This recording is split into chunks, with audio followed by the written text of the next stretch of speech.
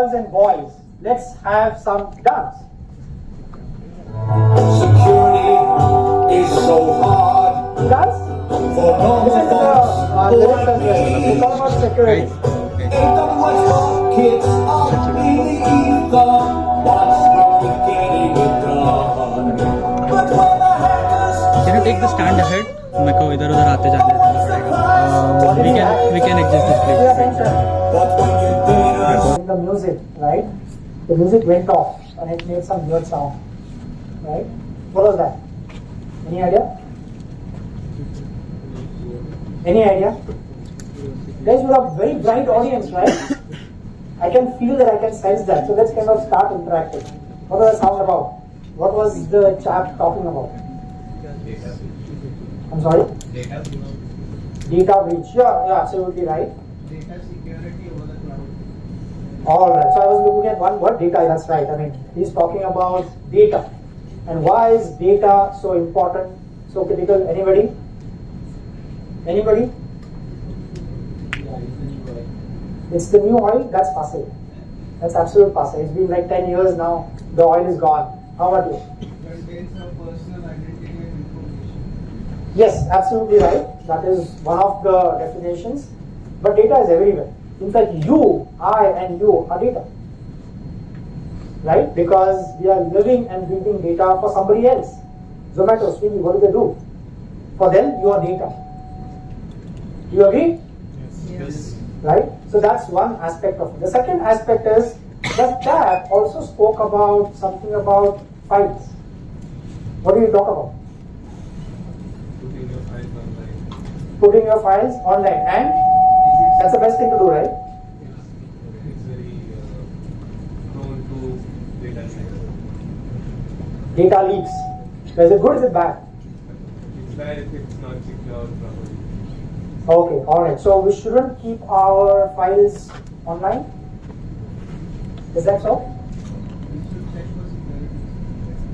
We should check for security, right? How about you? Ideally, no. Ideally, no. So you're going to keep it in your pocket, private, personal, not show it to anybody, not share it to anybody, right? Or anybody else? Alright, so keep it short because we have time pressures out here. So he's also right, all of you are also right. The fact is, you can't avoid online interactions, right? In today's day and age, Facebook, Insta, all that stuff is happening. All your data is online, so you can't avoid it. So what do? Whilst we keep this data online, we need to protect it. We need to secure it. We need to ensure that nothing or nobody breaches it, right? But is that a possibility? Always 100%? Can you secure data 100%? The answer is obviously no. Because all of you guys, I hope there are no sort of ratings out here, but all of you all are going to turn out to be a good ethical hacker, right? Hopefully, somewhere down the line, isn't it? What's your good name? I'm sorry, what do you do? Third year student. Alright, which college? Alright, what's your ambition?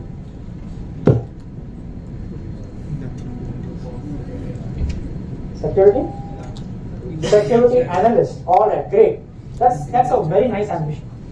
Anybody else? Anybody else wants to talk about the ambition? This side? I think that side is quite interactive. Malware developer. Alright, that's a good thought. Alright. So you gonna sort of make a lot of moolah, right?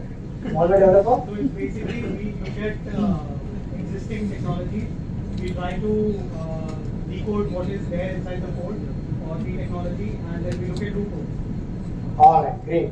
So I'm sure let's catch up later on as well, because malware is something which is really attractive, and it's my passion as well. You know, I learn from you as well. So let's talk about something about the security. You see, you have been hacked. It's a very simple term. You have been hacked, but it has a very profound understanding, statement, definition as well. Believe me, I'm saying this. Each one of us, including myself, have been hacked at some point in time.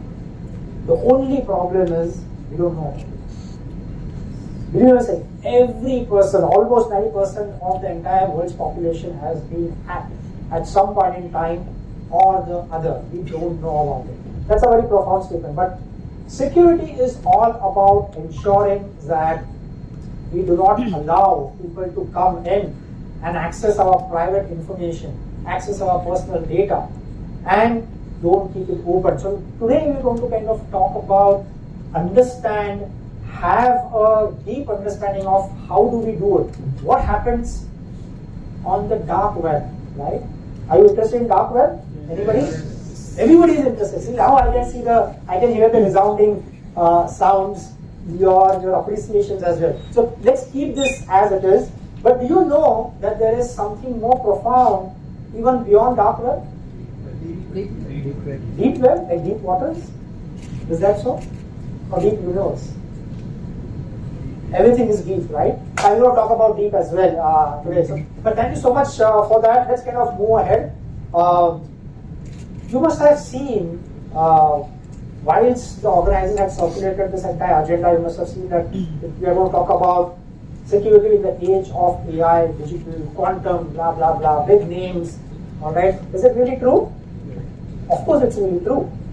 We are sitting today and we are living and breathing the entire AI world. Believe it, I'm saying this, AI is also passing. Can you believe me when I'm saying this? AI is thing of the past. And you must be thinking about, oh my goodness, this guy is really crazy. What is he talking about? I mean, we are just kind of getting into the AI business, and this chap is saying AI is nothing, it is gone, come and gone, right? And that's absolutely true, because we are now talking about quantum. We are now talking about quantum. Quantum is going to be reality in the next, we are saying, around a couple of years. Not even 5 years or 9 or 10 years or not even a decade, it's a couple of years only. And quantum is all about, if you think AI can do things in a jiffy, in microseconds or seconds, quantum is 100 times better than that, 100 times faster than that, faster than AI. Alright, so now imagine if that is the situation, then security in the age of AI and quantum has the paramount importance in this world. And the reason behind this is, gone are the days wherein we used to, as humans, had to code, program, send across commands to all those universal systems just to get access. By the way, unauthorized access into systems, into data. But now we have the power of AI with us, and we can use AI for malicious intent. And what we were supposed to do for years and years, I can do it in like a microseconds, milliseconds, and get the job done. That's the magnitude of AI and the resultant chaos that it can create or it may create. And hence you will hear and see there's a lot of dialogue happening in the entire world, whether AI should be here, should we kind of propagate AI, if at all, what should be the compliances, what should be the standards, rules, regulations. Okay, it has the potential to really wipe us out, wipe the human race out. Believe what I'm saying this, right? So, having said that, if you look at the rise of AI and information technology, now imagine a futuristic scene with a tech-savvy AI algorithm, right? What is AI? AI is all about algorithms, right? So it is crawling everywhere, goes to the net, understands, gets information, passes on to you, and sometimes it acts by itself. So imagine this algorithm is crawling everywhere and just creates chaos. So that's the rise of AI that we are talking about. And then we are talking about quantum computing. Now, quantum computing is really, really impressive. When I'm talking about quantum computing, it's really, really impressive. And it is 100 times better, faster than AI. And then there is this term called visa fare. You know what is visa fare? Anybody? Don't look at the screen. Visa fare. Anybody? Come on, guys, you are like bright minds here. Tomorrow you are going to be the kings and queens of generative AI at some point in time, right? And hopefully quantum computing as well. So, can anybody tell me visa fare? Don't look at the screen. Anybody? Visa fare? Alright, so in all fairness, visa fare means very a definition which can probably be in a one-liner. One is laissez-faire is holds back attitude. चलता है attitude. जो होगा वो देखा जाएगा.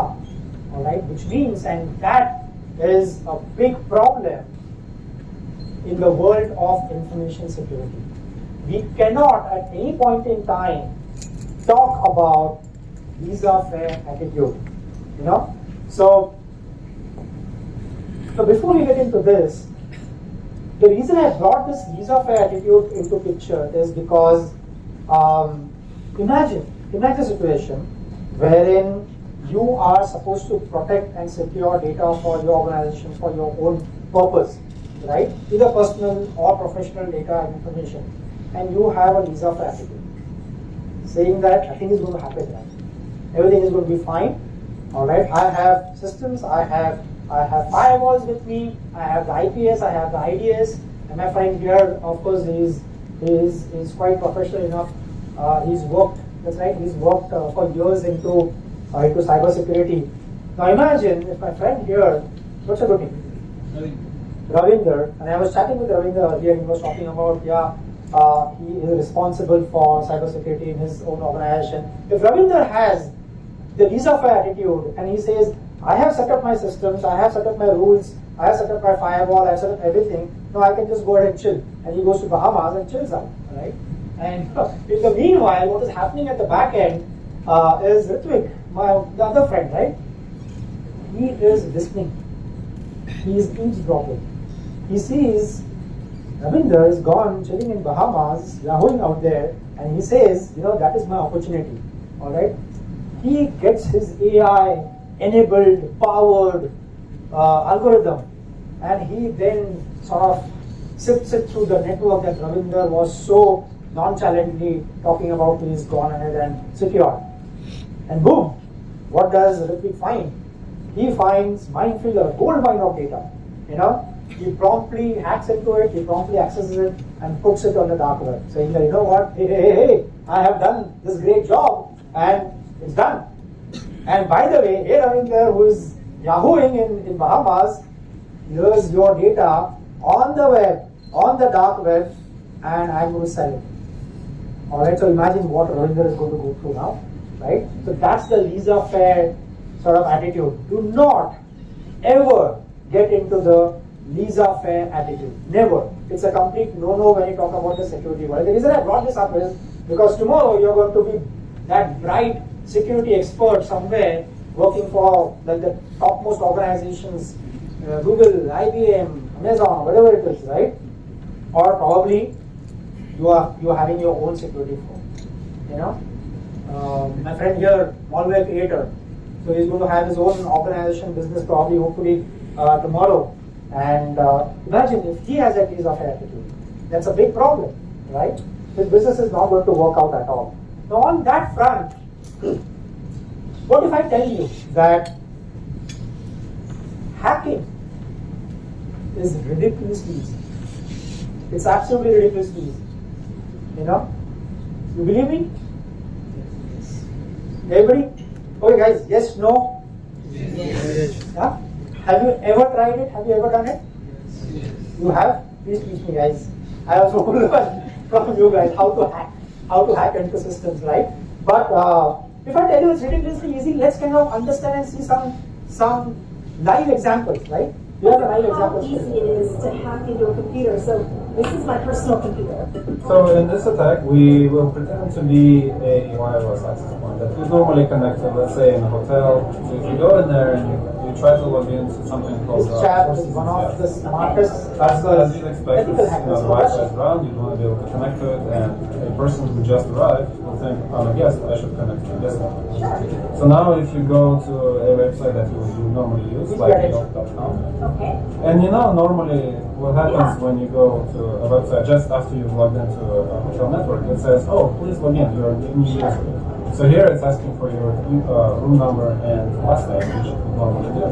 And actually I can see your information show up here. And so part of the attack is that it tries to convince you that you need to do an update. Your machine is out of date, it's vulnerable. So you want to click on the download button because it's sort of convincing you to do this. And once you've executed, that's it. You're always ahead and exploit it. I can see it here. It says enthusiast MacBook. Let's say if I want to take a screenshot of your webcam. So I have a special command here for essentially accessing your camera right here. If I say execute, there we go. I just saw a green light pop up there. For a second. For a second, but now it's already too late. Now I already know what's going on around you. Oh wow. There we go. This particular attack is recorded the picture, but you can actually record the video. You can also record sound if you want to. You can. You see what happened there? It's so ridiculously easy. Within 37 seconds, he's hacked into a computer. He's gone ahead, taken a screenshot of this entire conversation, rather the screen. By the way, he can actually get into the computer. He's already got into the computer and can take away entire conversations, data, files, everything within 37 seconds. Can you imagine this? Without anything, just with the help of one command. That's about it. That's exactly what he's been able to do, right? So, similarly, there's another example.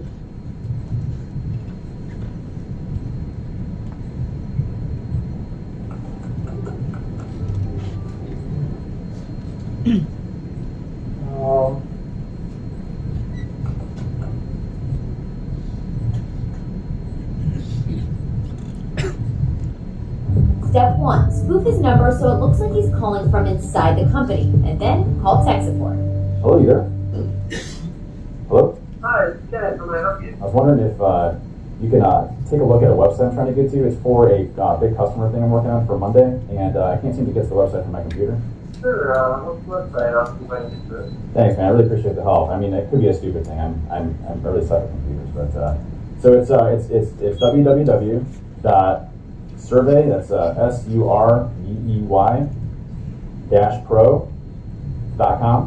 Yeah, I got that prompt to open. You put open and I'm at it right now. Here's what the IT guy doesn't realize. By clicking that link, he's just given David full access to his computer. Whoa, okay, that's weird. I just hit it and it works. It seems like it's working fine now. Awesome. I don't know what you did, man, but I really appreciate the help. Hey, no problem. That was easy. That was it. We're on the computer right now.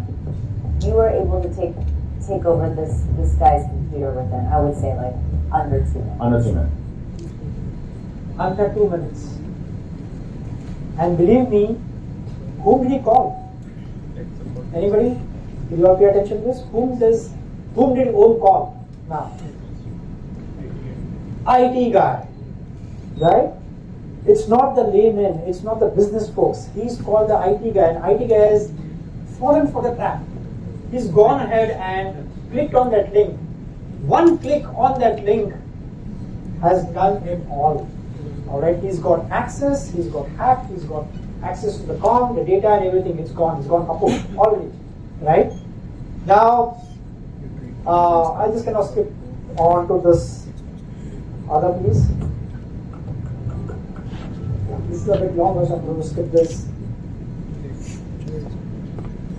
What we saw was quite amateurish.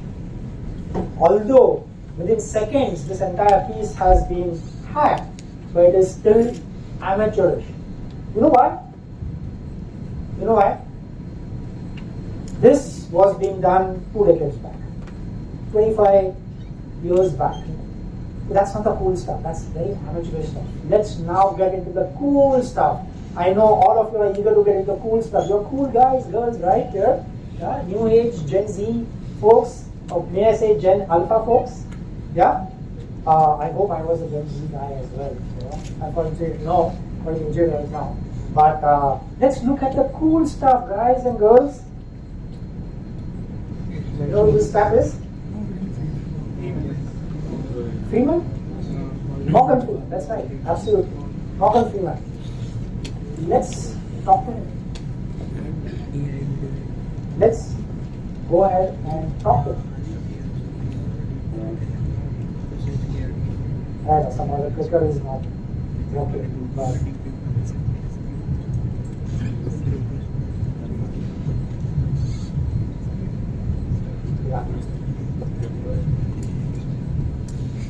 I am not Morgan Freeman, and what you see is not real. Well, at least in contemporary terms, it is not. What if I were to tell you that I am not even a human being? Would you believe me? What is your perception of reality? Is it the ability to capture, process, and make sense of the information our senses receive? If you can see, hear, taste, or smell something, does that make it real? Or is it simply the ability to feel? I would like to welcome you to the era of synthetic reality. Now, what do you see?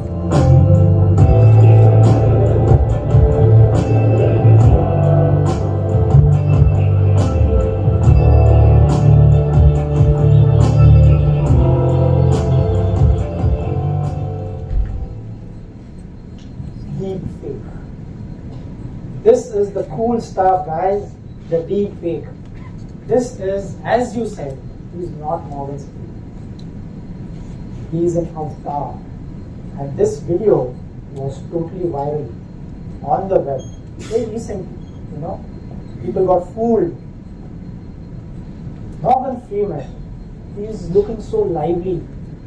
Anybody, you, I, this guy, that girl, everybody would not even think twice in saying he's not Morgan Freeman. But he is not.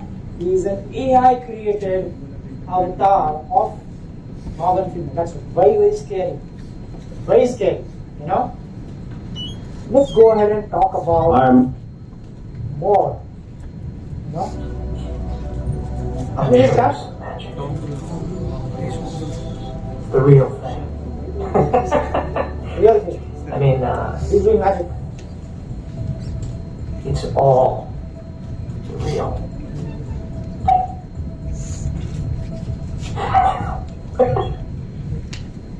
That's real. Fake is being used by certain well-known brands to produce advertising that is distinctive and may appeal to a variety of consumers. Cadbury collaborated with Bollywood star Shah Rukh Khan and a marketing Our favorite. for COVID-19 affected small businesses in India. Owners of businesses provided information about their establishments, and Cadbury employed deepfake technology to simulate Mr. Khan endorsing them in targeted advertisements. A similar initiative by those earlier in 2021 saw the creation of a website called Messy Messages, where fans could input their names to receive personalized messages from the legendary footballer. Deepfake is being used by brands to reduce the cost of their video advertisements. Deepfake campaigns make it easier for companies to enter foreign markets, stretch their marketing budgets, and provide audiences with hyper-personalized content at the touch of a button. This was your favorite Shah Rukh Khan, and for those who are into soccer, you have Messi, and of course for those who are into a lot of entertainment, movies, you have Tom Cruise. Let's talk about some politicians as well. Yeah? We're entering an era in which our enemies can make it look like anyone is saying anything at any point in time. Jordan Peele created this fake video of President Obama to demonstrate how easy it is to put words in someone else's mouth. Moving forward, we need to be more vigilant with what we trust from the internet. Not everyone bought it, but the technology behind such frauds is rapidly improving, even as worries increase about their potential for harm. This is your Bloomberg Quick Take on deepfakes. Deepfakes, or realistic-looking fake videos and audio, gained popularity as a means of adding famous actresses into porn scenes. Despite bans on major websites, they remain easy to make and find. They're named for the deep learning artificial intelligence algorithms that make them possible. Input real audio or video of a specific person, the more the better, and the software tries to recognize patterns in speech and movement. Introduce a new element like someone else's face or... All this is real. Or all this is unreal. What is your take? Anybody here? This side of the audience, please. Anybody? Can you tell me what is real or what is unreal? If I look at the metadata, I can figure it out. Okay, but reality. Metadata is later on, probably. You get into some few things at the back end and you get the metadata. As you see, what is real and what is unreal? Of the 3 slides that you saw, What is real and what is unreal? Cadbury ad. Shah Rukh Khan, you all saw that, right? On the television. That's an ad which is created. He's enacting as usual. Sorry, yeah. The people who are being shown in that Which video clip? Okay. Do you agree with him? Yes, please. Personal behavior of person can be spotted. Personal, no, but are they real or are they unreal? That's the question.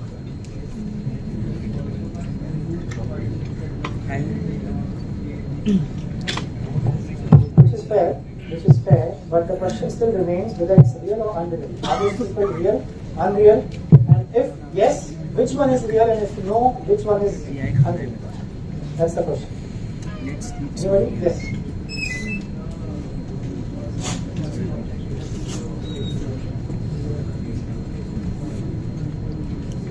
Okay. All right. All right. That's it. Thank you so much. I think we need to kind of circulate the bikes out here. But then, that chap there, what's your good name? Right. So, he's absolutely right.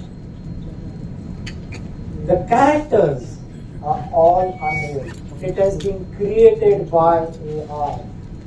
The technology utilized is absolutely real. Now, can you imagine the chaos that can create if it falls into wrong hands? Right? Like my friend here.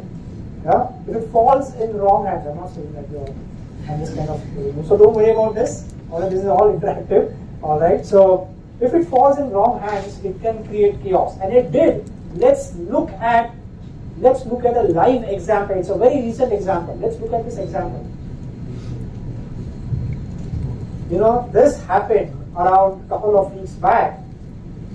This is the largest of large MNC in this world who got taken aback on a wild ride. Right? So it so happened is those hackers, the deepfake guys, they created a virtual room full of this particular person's colleagues. You know, this guy. No, this is not working. The guy you see there, the big one, he was working for a financial firm in the financial department, and these guys created a virtual room with the CFO, with all his colleagues, and they got into a Zoom call. Yeah? Imagine this person is the real person. Rest everything is curated, everything is AI generated. And CFO ultimately at the end of the call says, you know, my friend, please wire $25 million to this account.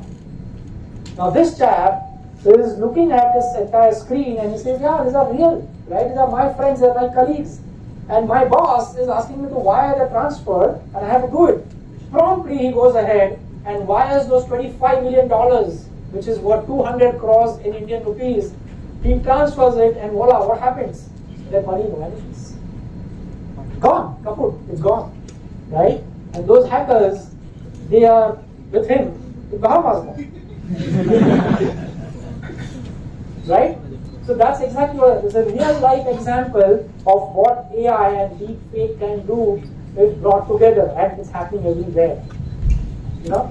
So now let's talk about how does this happen. Now, you might say that okay, this guy is a good guy, that guy is a good guy, the other person is not a good guy. What kind of hackers? What are types of hackers that we have in the world? Anybody? Quickly. We're falling short of time, so please, yeah. Black hat, white hat, grey hat. Is it right? Absolutely. I can see the resounding yes, but I have one more hand here.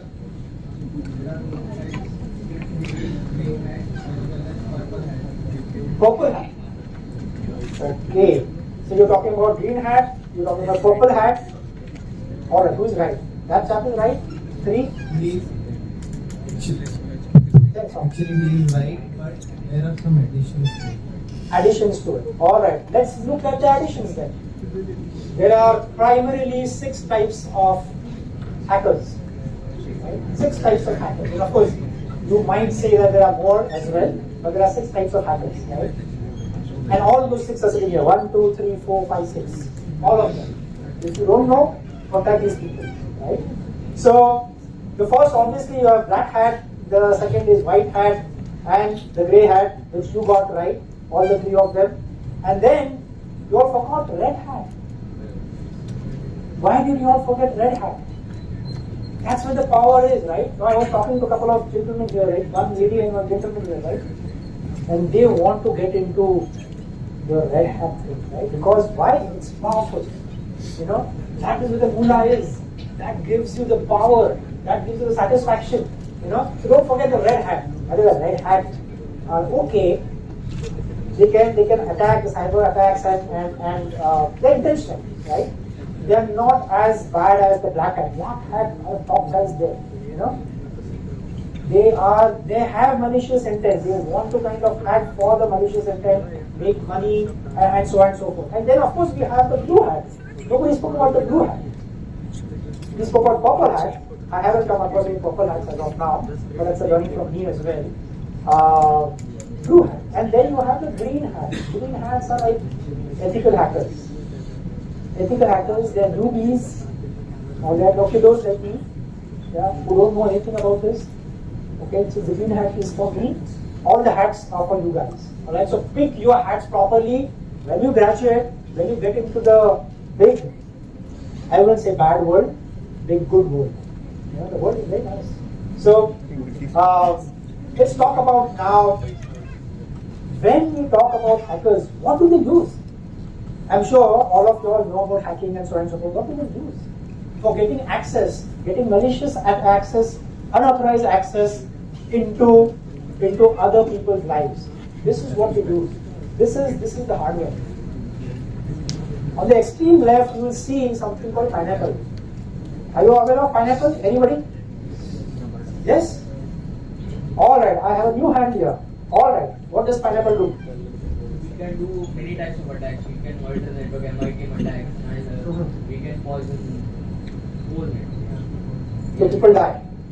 If you poison people will die, yeah? Alright, you are right, absolutely right. By far, this is the most, maybe the sophisticated, most utilized. And by the way, all these gizmos that you see, they are available online for you to buy. This is not something which is dark, deep or something, but then it is all available. Yes, you want to have a word? No? Alright, okay. Alright, so each one of these, and I'm going to keep this this deck with the organizers, so whenever you want, you can actually get into this. This is all public domain information. This is not something which is personal or private that I'm sharing. But yeah, these are the gizmos that are available. And by the way, the reason I put the price out there, because it's available on the net, you can go ahead and buy. And of course, each of these components and devices, they use for very specific purposes. Pineapple obviously is probably one of the powerful devices around and very popularly well known as well. Now, there's a new thing which has also come up, right? Because again, you guys, young guys, Gen Z, you go to coffee shops, Starbucks, you know, you are at the airports. The first thing that you want is Wi-Fi. Yes, that's right. You know what? Wi-Fi. These gizmos out here, they're all working on Wi-Fi. Right? If you don't Wi-Fi, you're dead. Right? In today's day and age, I'm sure if I don't get to eat, I'm still fine, I'll survive. But if I don't get Wi-Fi, I will not survive, I'll die, right? Isn't it? That's the attitude that we have currently. And there's nothing wrong in it, because it's free. Yeah? That's another reason we go to Starbucks, which is out, right? Not for the coffees and all, but Wi-Fi. Like those two guys who are like moving behind now, they are also in search of Wi-Fi because they're not getting the Wi-Fi on the phone yet. Yeah? Alright, so Wi-Fi. Let's talk to this guy. This guy, you know who this guy is? Huh? That's right. Alright. So, but he's going to teach us something today. Right? He's going to teach us, because I'm not that capable enough to teach you. So this guy, I got him here to teach you how does one hack into a Wi-Fi network. right? The real thing, the real thing. Let's go ahead. After being man in the middle attack. Again, scary effective. Here's what's happening. On the Wi-Fi network at the coffee shop, we have our target who's sitting there chilling on his laptop drinking coffee. His laptop is connected to the Wi-Fi router, and every time he wants to visit a website, he'll tell the router, hey, I want to go to networkshark.com, and the router connects it, focusing on the fact that the conversation's happening right now between the target and the Wi-Fi router, how it should be. But the new hacker wants to get in the middle of this conversation, and that's exactly what he does. Check this out. What the new hacker wants to do here is first he wants to trick the Wi-Fi router. He's going to tell him, hey, the target, we'll call the target Bob, because I'm getting tired of saying the target. Bob's not over there anymore. I'm Bob. Anything you had to say to Bob, you say to me. And that's what he does. This is called ARP spoofing. ARP is what devices use in a network to discover where things are. So if the Wi-Fi router is in a crowded room, let's say a park, and he wants to find Bob, he'll send an ARP message.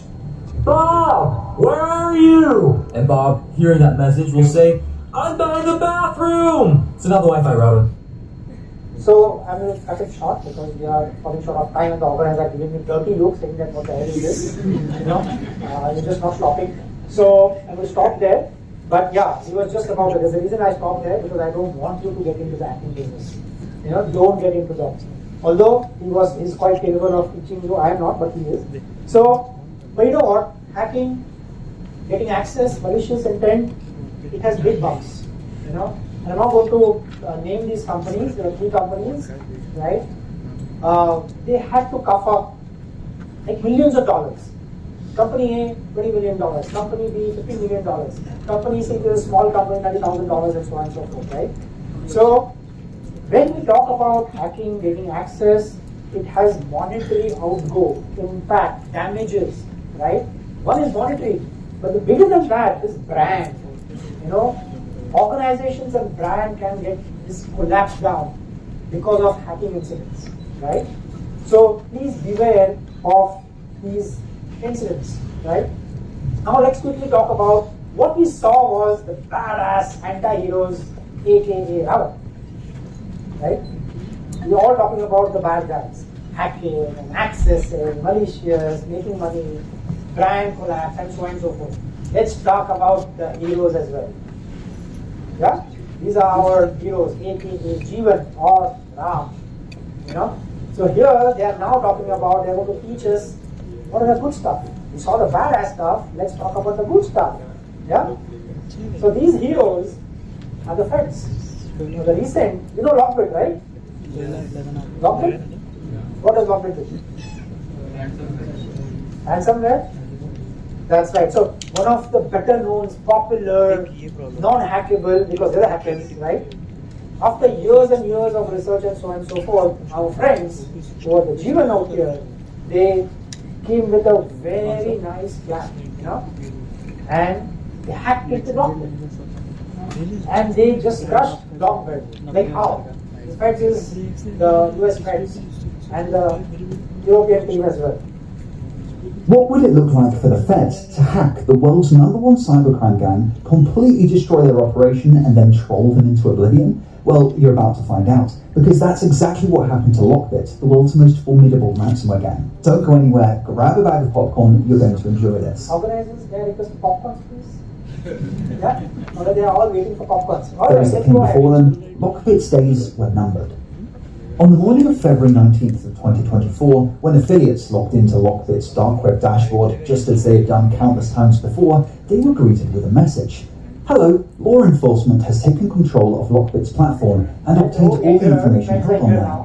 This information relates to the Lockbit group and you, their affiliates. You can thank Lockbit Sub and their flawed infrastructure for this situation. We may be in touch with you very soon. In the meantime, we would encourage you to visit the Lockbit leak site. Have a nice day. Overnight, a coalition of law enforcement made this takedown possible. Rumours suggest this was all down to a known PHP vulnerability in Lockbit's servers that they just hadn't bothered to patch. This was all but confirmed in an interview with Lockbit's leader, who said that the FBI, NCA, and Europol are not skilled pen testers, and their success was only due to their administrators' laziness.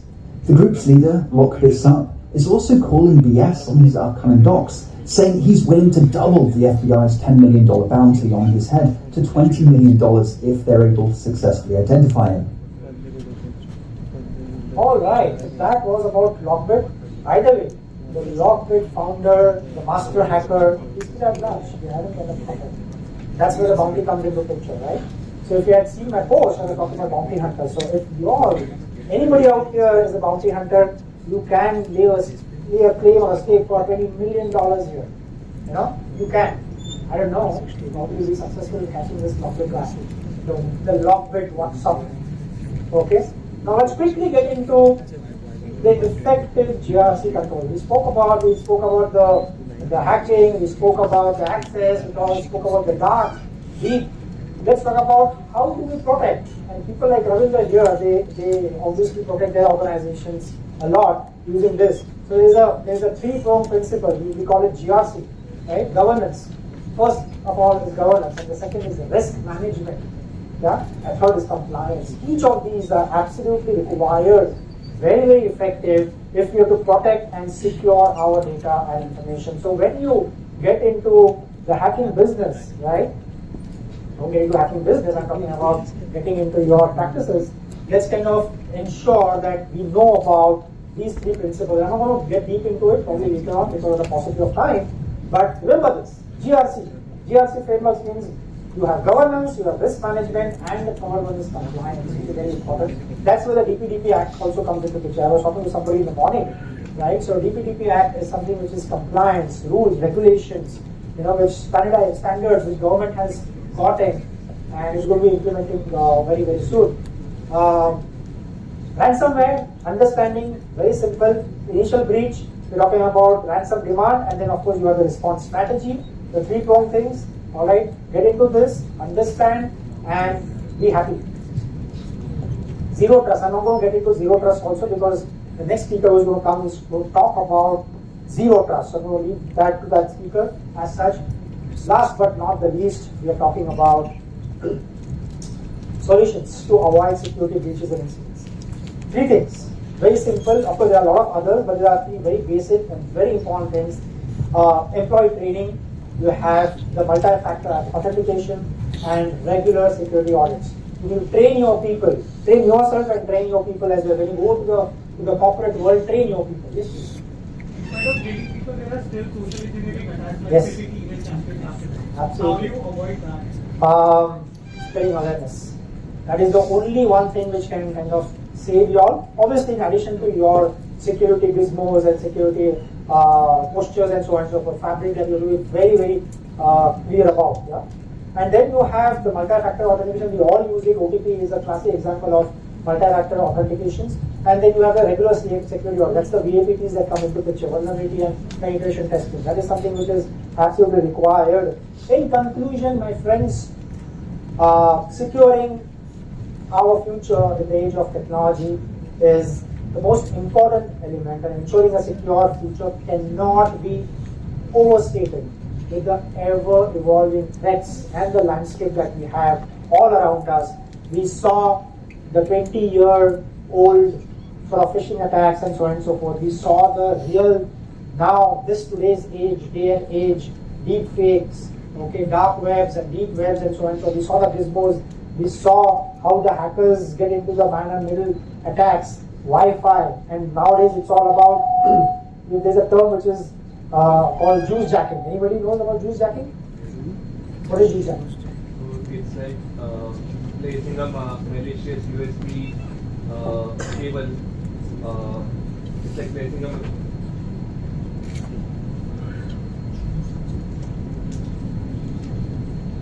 It's okay, no problem, you can hear. It's like placing a malicious USB cable on public places like airports, hotels, etc. Okay. And whenever you connect your devices to it, it extracts all the data from it and sends it to the... Perfect. Absolutely right. He deserves applause. Thank you so much for the explanation. Yes, that's what juice jacking is all about. I will rest my case right now. Alright, I'm done with my presentation. I do hope the organizers allow us take a minute for a couple of questions or so. If not, before they beat me black and blue outside, we can call it a day. But I guess I have a couple of minutes. If you have any questions, I'm here for you. I will leave my coordinates to the organizers. If anybody wants to reach out to me at any point in time, through LinkedIn or to any other means, no emails please, because I don't access emails.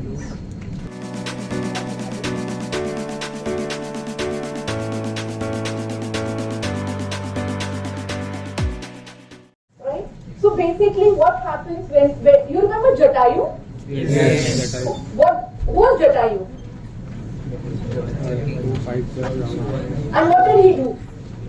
He tried to save Mata Sita. He tried to save Mata Sita when Ravan was taking Mata Sita to Lanka. Yes. And then he was injured, he fell down, and he informed Ram about that Ravan has taken over Sita to Lanka, correct? Yes. So that was nothing but a perimeter defense from where Ram got the knowledge about where Sita is.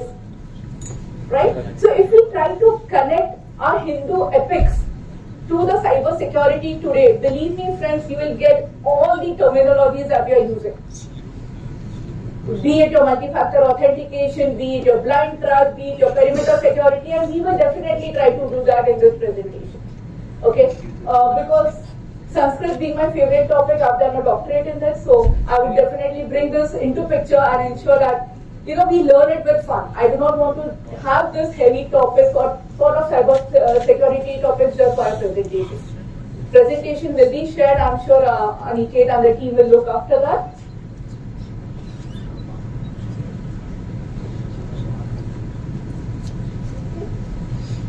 So this is a very common term that he uses, trust but verify. What is that? How do we put those terminologies? As Indians, we trust everyone, right? I'm sure you would be trusting me saying that this presentation, what I'm going to do or what I'm going to talk about makes some sense at the end of the presentation is done. So you trust the presenters also. But what do you mean by trust and verify? How do we look into that? We then check if the information shared was legitimately correct or not. Okay. Cross-check the information, verify whether it is right or not. This is all about data. What about humans? Puchtaछ, right? Puchtaछ kendra shuru karna. You remember Nina just put up a presentation about AI and how can AI coin and make a people not trust and not verify whether the data or the human is actually the same human. You remember after Ram Mandir got inaugurated by our honorable PM, we started getting AI messages about Ram talking and singing Ram Charitra Manas. Right? So how do we trust and verify is a very big question which all of us have to learn it, understand it and put into practice. So what are the principles of zero trust security? Continuous authentication. This is very, very important. To begin with, I have taken this as authentication. Can you tell me what did Mata Sita do when she met Hanuman at Ashoka Vatika? What were the two questions that she asked? Anybody who has seen Rama, we all know about Ramayana, right? If we actually understand, even in COVID times, that telecast of Ramayana and Mahabharata came into picture. What were the two questions that Mata Sita asked Hanuman? Who are you? Who sent you? Who sent you? What else? Evidence. How did she verify that he has been sent by Ram? One evidence ring. The ring, that is one. What is the second one? He tell her about past stories about him and Mata Sita and Ram. Okay, so she asked him to describe the characteristics of Lord Ram. Correct? So what does she do? How do we connect those two questions to authentication? The first was the password, the ring was the password. So that is your multi-factor authentication.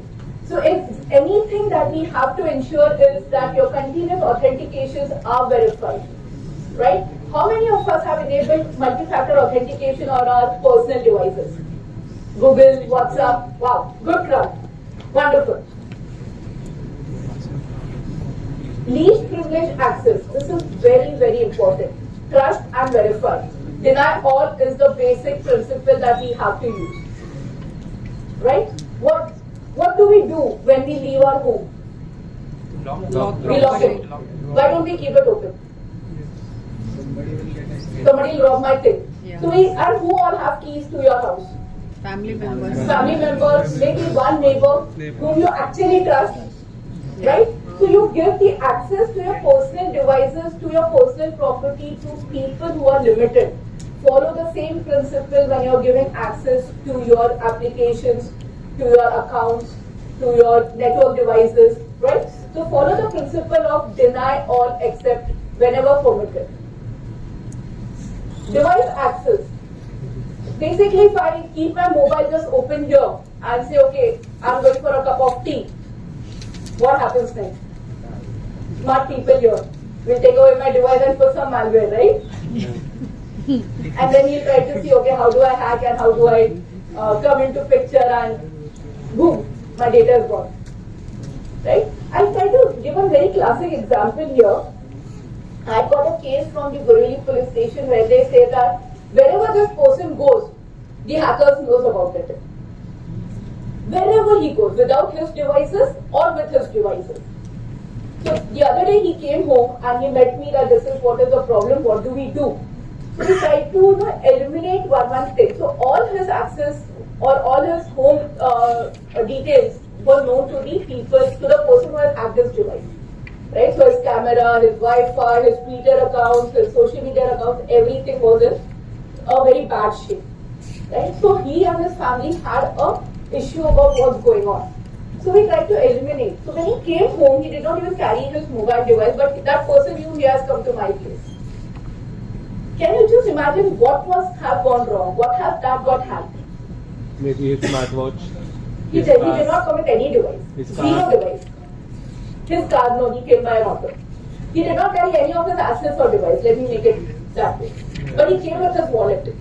Obviously, he needs money, right, to come in the rickshaw. Someone might have put a Credit card, okay. Now? He might have put a tracker on it. No. His Aadhaar has been hacked. Now, there's one of a case where there's a very, very rare case that happens, his Aadhaar is hacked. And entire details are out. So wherever he goes, he knows where is he because he is tracking his Aadhaar details. It was a very long history, but sure the case is still on. So that's very wonderful. Now segmentation. So this is very important that our critical devices are stored separately on our network. We have a physical or a logical partition defined so that people cannot access my critical data. Right? Yeah. So this is very, very important for us to know because what happens if we place all the devices in one network. So whether it is my PII data, whether it is my offline data, whether it's my personal data, whether it's a non-critical data, everything comes into one perimeter. So we have to be very careful to ensure that the proper segmentation is in place. And this is something very important. How many of us uses or share our Google Drive space to somebody else? For any office work, college project, everyone, do we actually review those accesses? कि काम हो गया है कि वो access निकालना है या अभी भी रखना है? Do we go back and unshare it after the work is done? Probably no. No. So that is remaining forever. What happens if this Gmail ID is also accessed by somebody else? What happens then? The data that you have shared is also known to somebody who is not authorized to know that data. So the real-time data access or the review of access has to be put in place, whether it's on your personal, whether it's on the professional front. So here it says, the Foster research says that in the year 2010, the birth of zero security trust took place. But believe me, I do not agree to this data because we just saw about zero trust verification long back during Maricha, right? So we were aware about this. The word has been come into existence in the year 2010. So trust is never assumed and verification is required. This is the bottom line of zero trust model. Now, trust but verify. I would say instead of but, I use trust and verify because I do not know who is on the other end. Many times we get a call saying that you got a courier, but it's something which is illegal, so please come up with your documents or share it on this address or we'll have a legal action against you. Do I really know that person on the other end is actually from a courier company? No.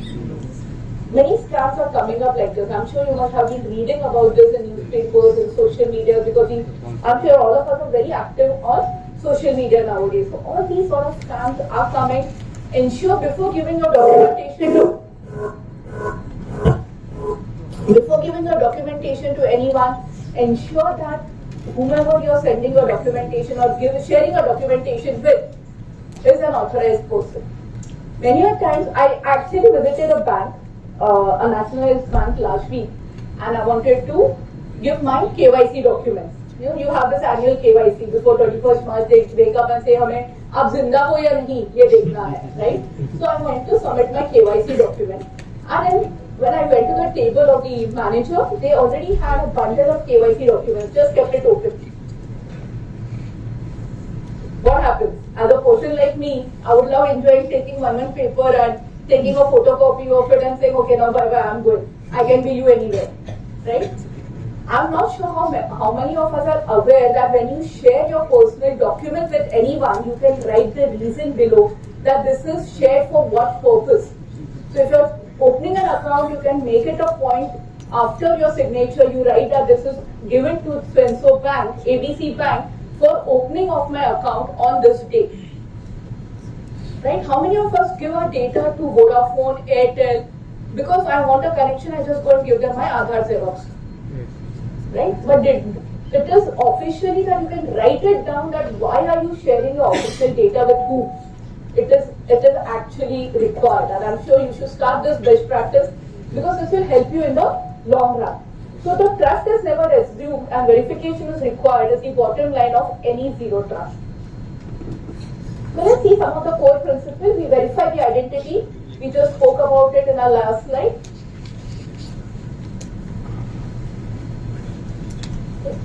Least access privilege, micro-segmentation and continuous monitoring. Continuous monitoring is very, very important. Can somebody tell me why is this a very important point here? Anyone? Why do you think continuous monitoring is very important? Because every time... Sorry, just a minute. Somebody just said, yeah. Because every time new attacks are taking place, hackers are continuously trying to get into the network and try to access the data or something to do.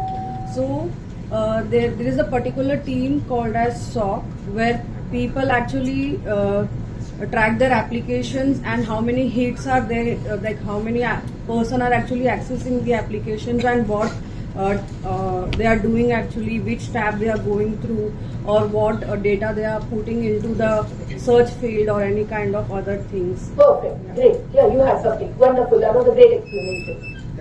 That was the same one. Okay. You know, if I go back to our Ramayana era, the continuous, when Mata Sita was in Ashoka Vatika, she was surrounded by many people for continuous monitoring, right? So that she doesn't run away or she doesn't do anything wrong, right? But what was that went wrong that Hanuman could enter into? Hanuman entered Ashok Vatika, correct? Yes. What went wrong in continuous monitoring? They didn't check all the ways of entering the system. Sorry? They didn't check all the ways of entering. So there was some space that was left open which was not monitored by the guards over there. Right? That is one of the reasons. What is the next reason? There are two reasons to that breach. Yes, please. It also provides better compliance. It provides better compliance, right? Hanuman was more clever than in compare of guards. He was more clever. Okay. Have you heard about APT? Yeah. What is that? Advanced persistent. What is that? Perfect. What advanced persistent? Like yes? attacks are happening in attacks are happening, and you do not know what the size of the attack, right? Yeah. And do you know Lord Hanuman had one quality that he could resize himself anytime? Right. Yes. So when he entered, what was his size? Very small. So it is nothing but he did an APT attack when he entered the Ashok Vatika. And when he reached Lanka inside, he showed his original form that I'm such a big man there. Right? Encryption. This is very important. Whenever we are storing the data online, ensure that it is encrypted. Encryption doesn't mean that you require a third party tool. You can start with the basic of putting a password to your confidential documents before storing it online. So whether you're sending the data to somebody, you can send it password protected data followed by a password in a different mail or via some different mechanism, calling him up or sending him via different ways. Now let's see how do we implement this zero trust security. So this follows the three principles, P, P and T. People, policy, technology. Okay, so I always say that I have the best firewall in the organization or in the college. But if my humans are not strong, if my human firewall is a failure, everything collapses. The best example is what type of an attack is a very common attack in human phishing. Social engineering. Are we aware about it? Yes. Any example? Phishing. Spear phishing. Anything else? Shoulder surfing. Shoulder surfing, insider threats, right? Tailgating, right?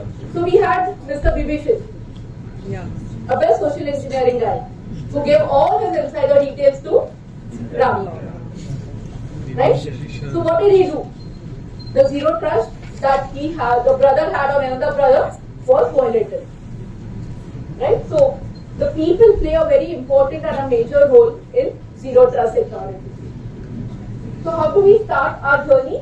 We implement an identity and access management so that any organization needs any access or any person that needs access to the organization data need to have a multi-factor authentication enabled to verify the solution, and they have to be reviewed on a defined frequency. Right? I have given an access, the person has left the organization 3 years back, but his access is not removed from my system. He can still come into my network via some technologies and do an harm into it. Right? There were very good cases of one of the organization, I'll not name the organization, but his Exchange server. Do you know what is Exchange? Exchange server? It's an email server. Right? It's basically, for an example, you may take a Google server, it's basically a messaging platform. So there is a Microsoft Exchange server, which is a messaging platform commonly used in the organization. It was used, now it's already moved on to the cloud. It was an on-prem server. And there was this guy who entered the network and created an ID and was just staying there for 2 years. He did not do anything, he was just monitoring. He was just monitoring the kinds of mails that is flowing, the kinds of data that is flowing. And then once he sends a mail to the CFO saying that, okay, I am the CTO of the organization and the CEO is also with me. We are in some other land, we cannot access our mail, our bank accounts, we have finished all our money, please transfer some X amount. Right? And since it has come from the CEO and CTO, he had transferred the amount to that organization, to that person's account. And after that, it became a big breach. Right? This breach happened in the year 2019, but this was one of the very classical breach of a system where you have email accesses given to an individual but was never reviewed on a regular frequency. And it was one of the financial institutions, so you understand the impact about what happened next. Network segmentation. This is very important that our systems are secured from systems that are connecting to the internet. Right? If my internet access is given to an employee and on the same system I have stored my data, anybody who comes via internet can access my personal data or my official data onto it. Right? So segmentation is very important. Remember the Lakshman Rekha? Yes. Right? What did Lakshman do? He put a line in front of the right in front of the Vatika where Sita was staying, and he says, "Don't cross this." Right? So that is nothing. He was trying to do a segmentation job, but it failed. Right? Because it was not adhered to. Sorry? Okay, I heard something. Humans being the weakest link. The human is the weakest link, absolutely correct. Right? Continuous monitoring, this is very, very important. Right? We spoke about this, but this again comes up because it helps us to monitor our network traffic and potential threats in the real-time situation. Endpoint security, right? How many of us have installed endpoint security on our personal devices at home? Okay, because you're from malware deployment. Absolutely, I was waiting for it. Yeah. Anyone else? Any endpoint security? Do we do any financial transactions from our mobile devices? Yes. Beam, GPay, Paytm. Have you installed any sort of endpoint protection? So we trust our service provider. We trust our people who have access to my phones. Right? So your endpoint security is very important because in case something goes wrong, your bank account is at risk. Right? So ensure that your endpoints are secured by deploying proper antivirus, having the proper patches installed at home. Right? So those are something very important. Data encryption.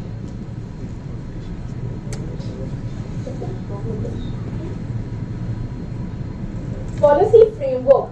Right? Many times our parents says, "Beta ये कर लेना, नहीं तो आगे जाके तुम्हें अच्छी नौकरी नहीं मिलेगी." Right? They define some set of policies at home for us.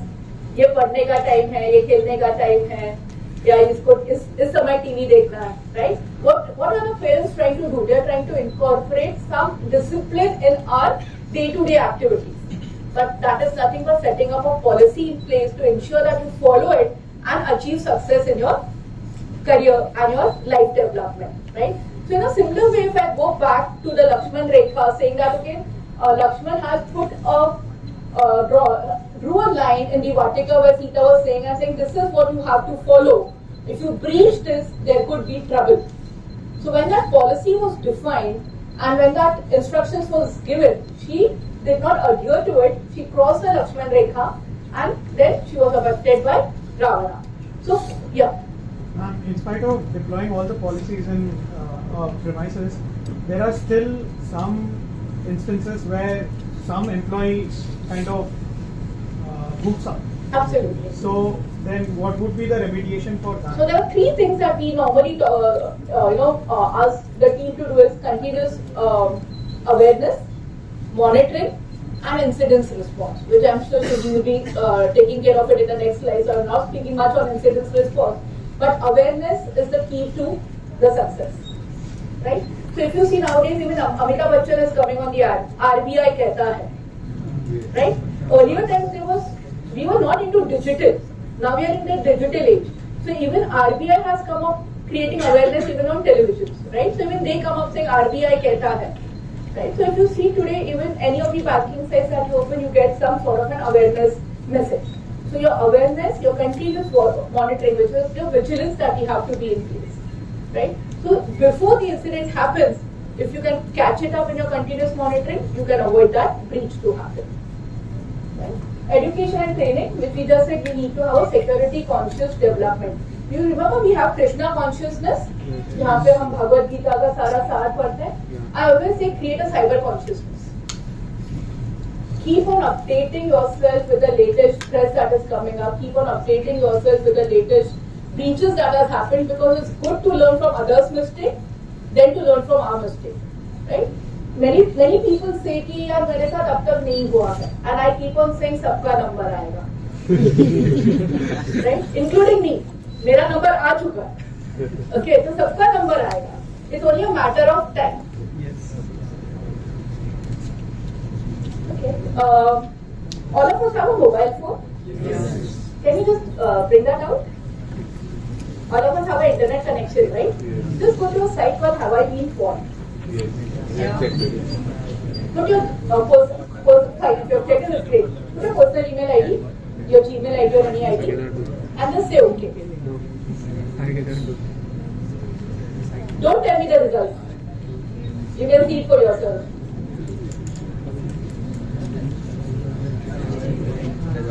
Have you been caught? Yes. That's where your vigilance comes into picture. That's where your monitoring, your data protection comes into picture. That in case your ID is pawned, what are the security measures we need to take now? Is something that we need to work upon. Your multi-factor authentication, changing of password, reviewing the Google Drive access that you have given to people, right? So this, when I talk about information security in various forums, I say that if I put that in my personal life, my organization is well protected. right? Because it begins from yourself. It doesn't begin from whom, it begins from yourself. How disciplined we are towards security in our personal life brings the same into the picture in our professional life. Right? So what are the benefits? We have the advanced security, we have good data protection, compliance. This is something very important, right? What do you mean by compliance? I've given some definition here, but what do you mean by compliance? Regulations and standards, it should be taken care of to secure. Regulations and standards, yeah. Regulations by government, okay. Audits. So regular assessments always helps to ensure that we meet the compliances, right?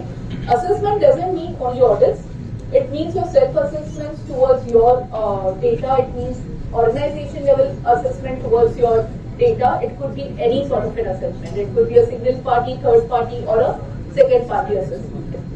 Right? But your continuous vigilance plays a very key role in ensuring that we do not sacrifice on our data.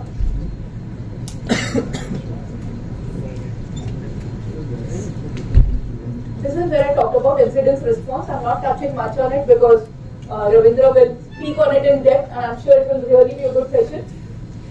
Okay. Remote work security. This is very important. We all are working from home or doing our studies from home, online, everything, right? But I'll give you a very good instance. The place that I stay, I have a building very close to my house. It's a road in between, and then there is this building which is there, and there are apartments. So we all are working from home, right? So sometimes you really feel you're bus up thug gaye. Let's stand outside. Because नीचे जा नहीं सकते. We are scared of humans at that point of time. तो नीचे तो उतर नहीं सकते. So I say now what to do? बाहर भी वही देख रही हूँ, सामने बिल्डिंग है, नीचे रास्ता खाली है, कुछ भी नहीं है. COVID time. So I was sort of doing some sort of stupidity because cyber security always wants to do something wrong. So what did I do? I took my camera and I just zoomed it. The camera lenses को just zoom किया, and I could see the person sitting there working on his exchange, mail exchange. तो कुछ note type कर रहा है. It was clearly visible. So when you're working somewhere outside, whether at the airport or you're working at somewhere anywhere which is not secure area or a closed zone, and you're working on something very important, ensure that you have some level of protection. So the other day I was traveling and I was sitting at the airport. Okay, my flight was delayed by 2 hours, so I had nothing to do except sitting and working on something. So I picked up my laptop and I was working, and there was this person who was sitting next to me talking on the phone. He was talking to somebody I do not know, but talking very sensitive data about the organization. So I was showing one of his office colleagues. Opened his mail and opened his MILs and everything, and was starting working on it. And वो बात कर रहा है, सब सुन रहे हैं, वो जो काम कर रहा है सब देख रहे हैं. What happens here? Data can be breached. What else? Show the something. Clearly है, सामने दिख रहा data. Okay, what else? What's the impact? Data will be leaked. What's the level of impact?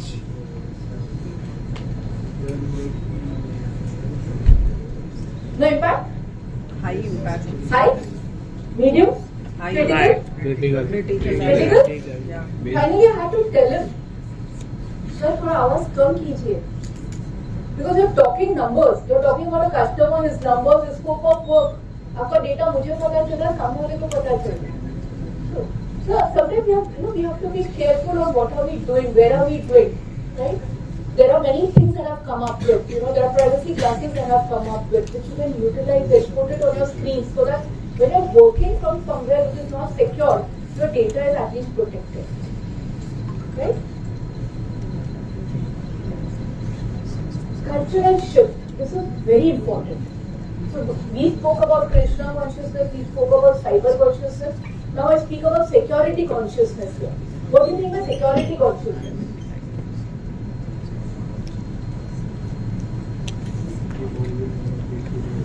Sorry, I love my culture, so I talk about my, the Purans and epics a lot, but that's something that I'm always connected to. So what is security consciousness?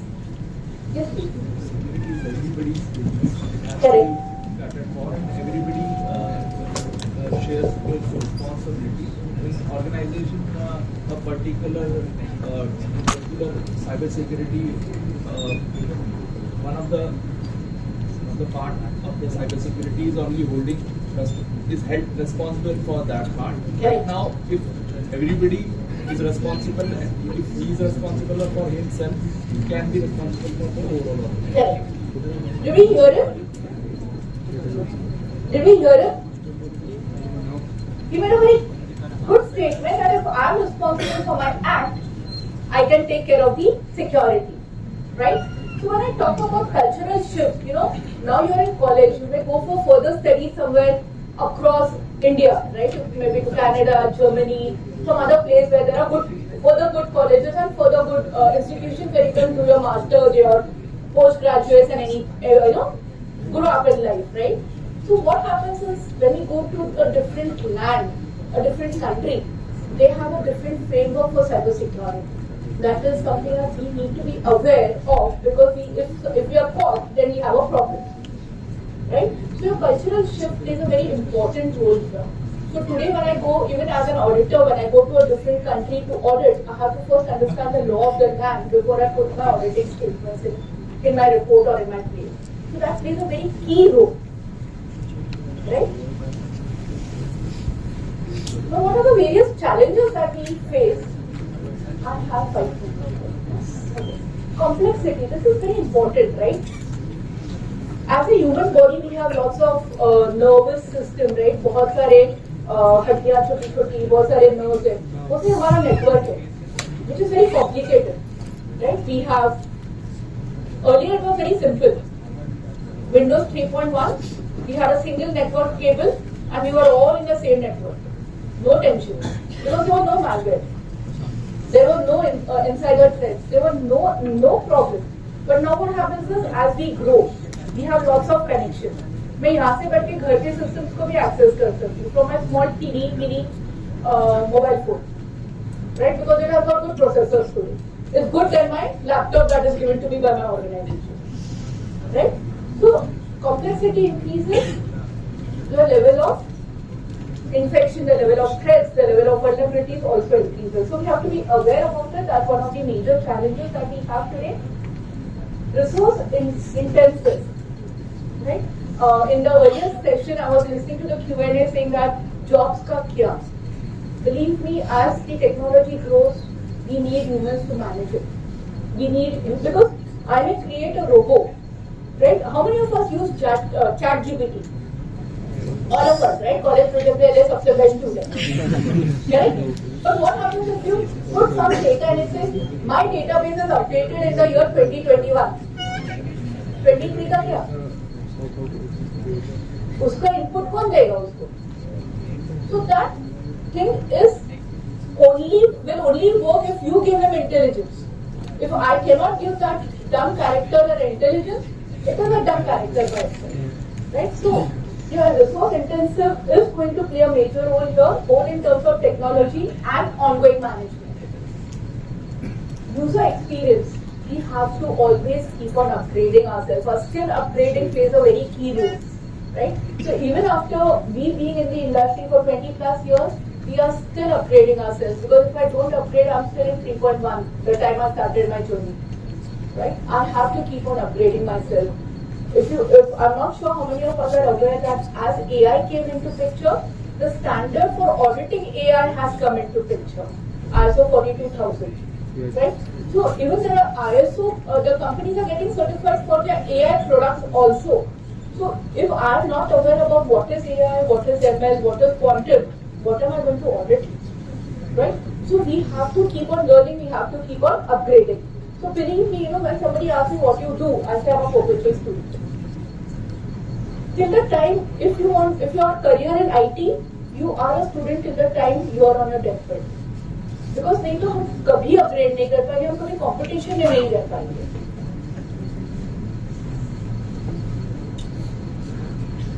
Training plays a very crucial role in any organization, in any part of our system. Because if I'm not aware about it, I cannot protect it. So I have a friend who's a hacker, and he works for a very big institution in US. Right? They have taken over his expertise, and he stays in an isolated room. Nobody knows who's inside this room because he's taking care of a critical infrastructure there, right? And he always told me one thing: I can only protect if I know how to hack. Correct? हमारे घर में कोई तो चोर खाना होता है, correct? वो बहुत कम लोगों को पता होता है, इधर पेरेंट्स या दादा दादी, नाना नानी और भी elders of the house kids को नहीं बताते. क्यों नहीं बताते? Because they don't trust kids. वो केस नहीं है, right? They trust but they cannot disclose everything anywhere. So the training also has to be in such a way that if I'm giving a training to a network administrator, I cannot tell him that yes, software development aisa hota. I have to teach him about network. So the requisite training for the requisite skills is really important, right? So today, if I'm driving a car and they teach me how to fly an aeroplane, I don't know what I'll do sitting in the car, right? So that's very important. That training is given, is imparted and implemented. Legacy systems, this plays a crucial role in any system, right? बहुत सारे systems होते हैं जो अभी भी Windows XP पे, उसका ना patch आता, ना upgrade होता, but we are using it, we are keeping a sensitive data, पता नहीं कब hack होता, या hack हो चुका है हमें पता नहीं. Right? The other day I went to the ATM. It was out of order. Bar reboot हो रहा था. So nowadays there is no security guards. It's only Mr. DOG who sits and guards the ATM today. Right? Anybody has seen a security guard today in front of ATM? There is only Mr. DOG. Right? So जो DOG को थोड़ा side करके I went inside and I told him कि भाई what is the problem here? एक system एक बंदा वहाँ खड़ा था and he was standing there and just rebooted. Or he's put his card inside, which is gone inside. Okay? And believe me, what I saw is Windows XP system on a ATM machine. Yes, that was my reaction. What? Absolutely my reaction. Believe me, friends, I do not know how many systems here is Windows XP still on ATM. We are putting a debit card which has the magnetic strip, contains my PIN, contains my PII data, and I'm still using it. So I went to the bank the next day and I told them, I said, "Sorry, क्या चल रहा है आपका XP है? मैंने वो IT देखता. Now where is IT? Nobody knows. Right? They have some centralized IT system. वो कहीं तो बैठा हमको नहीं मालूम." Then I wrote to the CISO and all. It's still ongoing because it was a recent case. But believe me, the legacy system plays a major role in zero trust. But we all trust because मुझे पैसा चाहिए, मुझे ATM use करना है. Can I say I'm not using it? Because I don't know what is running behind. Right?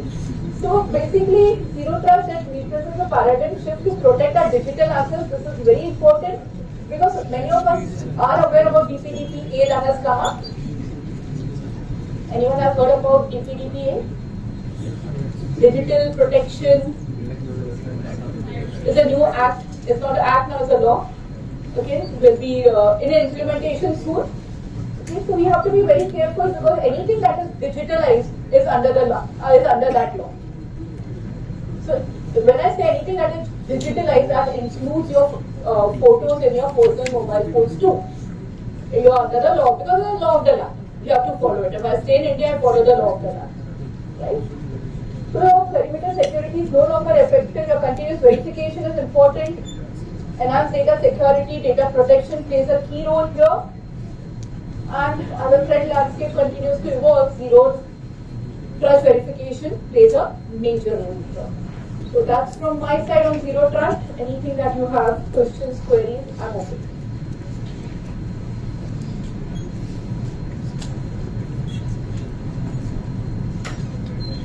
Oh?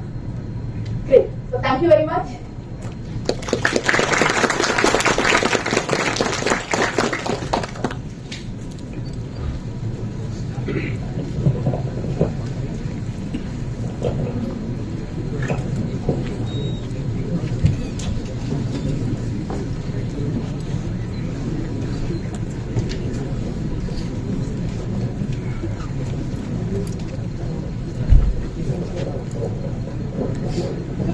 Guys,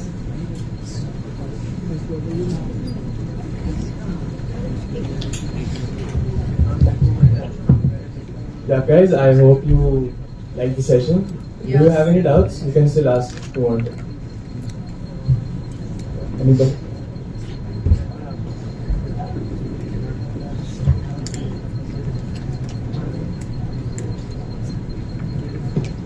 Ma'am, Yes, please. could you please guide could you please guide us like in zero trust security, what kind of job opportunities would be there if suppose a person wants to pursue a career into zero trust security model or something like that? So there are multiple job opportunities. Basically, we can have into IAM, which is identity and access management by itself. Then there are jobs into information security, which takes care of your, you have this InfoSec team, which takes care of all your accesses. There are multiple job opportunities that are available to you. Even because zero trust security sits at the center of all your IT systems. Right. So whether it's network, whether it's your databases, your software development, your system development, it's a center of all. Right? So it's basically taking care of your access, your monitoring, your measurements. So it's at the center of all your systems. So you have opportunities on your IM portfolio, you have for information security portfolio, you have it for your cyber security portfolio. So the options are many. Thank you. How to build a skill without certification? Self-study. Which topic you can study for this? There are many because in case you have to, there are various streams that are available here. So whether you want to enter into GRC, you want to enter into your audits. So there are various streams that you need to go through. How does endpoint security work? Because data is I will leave it on to my next speaker to talk about it. That's the reason I skipped that topic because it's the topic given to the next speaker. Yeah. Like while auditing zero trust environment, what are the frameworks or references or resources you are using? Okay, so I normally use ISO resources, ISO 27001, which is the Information Security Management System. I use about NIST, your COVID framework. So there are different framework that plays a major role here. So, but the used by all the organizations is your ISO 27000. But that is in general information security management. Correct. framework. So you have your control of A5 and A6, which talks about operational and technological control, which fits into your domain of zero trust. Yes, please. So I am planning to give the certification for audit. What is the best certification? So which is that you're looking at? Because audit is a big game. Yes. So which is the field that you're looking at? Quality, service management, business continuity, incident management, Like artificial CISA, intelligence. CISA and CISM. I'm Okay. planning.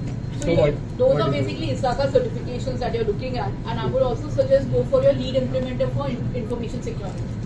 Okay. Thank you. Yes, that's one last question. So basically, we are now learning in the field of cybersecurity, and when we go out, like I am in B right now, last year. So whenever we go out for cybersecurity opportunities, for internships or even jobs, we are asked like, what experience do you have? But as we are freshers, we only have the knowledge. We don't have much of hands-on. Absolutely. So what could you like? As you said, certifications. If we can't afford that as we are students. So There are many self-studies in Udemy, Coursera. Yes, ma'am, but according to that, it doesn't align with the company. So what See, in the advice initial would you phase when give? I began my career, because as I'm a commerce graduate from one of the institutions in Mumbai.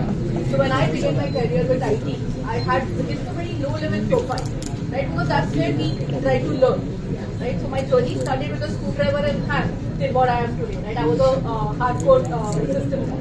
So I started my journey with a screwdriver in hand, preparing my system, and then come up over. So you have to see that the phases would be different. So when you say that when people ask about experiences, definitely I do understand there will be that.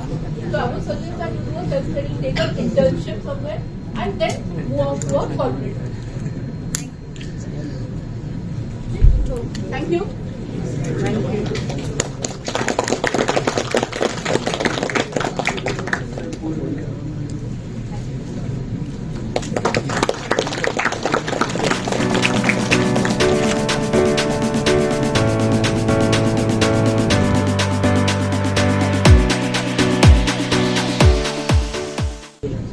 Next up, I would like to invite Ravindra sir for his session on Zero Trust Security.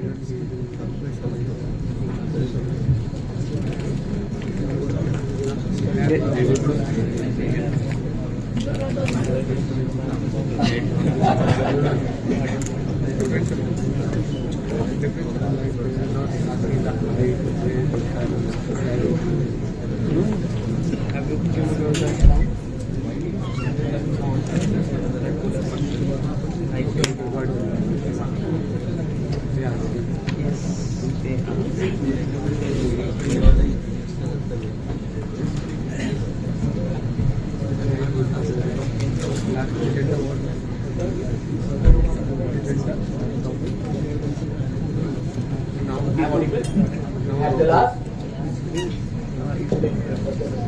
So I have a tough job, I can say. Two of my colleagues, I can say kind of Sachin and Sevas has already played a century. So it's now up to me to have the same pace being kept up. I will just have a short introduction about myself. So myself, Ravindra Shankar Gotavre, I've been into this industry now around 15 plus years. I'm a mixed guy who has worked into IT and OT. So people who are not familiar what OT is all about, it's operational technology, specifically called as, if you call a critical infrastructure sector, that is the common sector that you will find this OT, common stuff. I've worked across various domains, network, endpoint, application, governance, SOC, cloud security, and maybe with the most, I can say the good firms across India. I've done few active certifications under my hood, be it the IC 62443. So people who are not familiar what IC 62443 is specifically related to the industrial control systems, OT1. It's again a costly certification, so maybe I see a mixed kind of a cloud here. So once you develop into your career, that's where you can go for this kind of a certification. I'm also in CISSP, CSM, ISO, and last one is ISO 21434.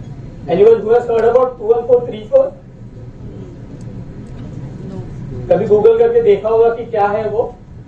I would like this again to be interactive session, guys. So 21434 is specific standard into automobile industry. So people who are keen interest in moving into automobile sector, that's the new standard into automobile industry. 21434, which specifically again talks about the same threat and risk assessment. But वहाँ पे उसे बोला जाता है तारा, threat and risk assessment, which has been short been called as TARA. I will not talk more detail on that, but yeah, you can explore that. That's the new certification, and most of the automobile industries across the globe are now following those kind of standards. I am an active member on various global social forums, be it the IC Square, ISACA, Science ICS Community, CyberFract, IC Pune Chapter, and ICS for ICS Global Community. So ICS for people who are not familiar, this is specifically focused on incident response, that too into industrial control systems. So as we do into IT, similar kind of procedures have now been developed to do incident response into OT field. I'm an active member of LinkedIn, so feel free to reach out to me.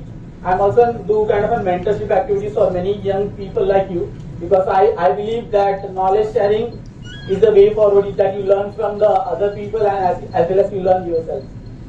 Currently I work with Tetra Pak, so people who are not familiar, you would have seen this logo.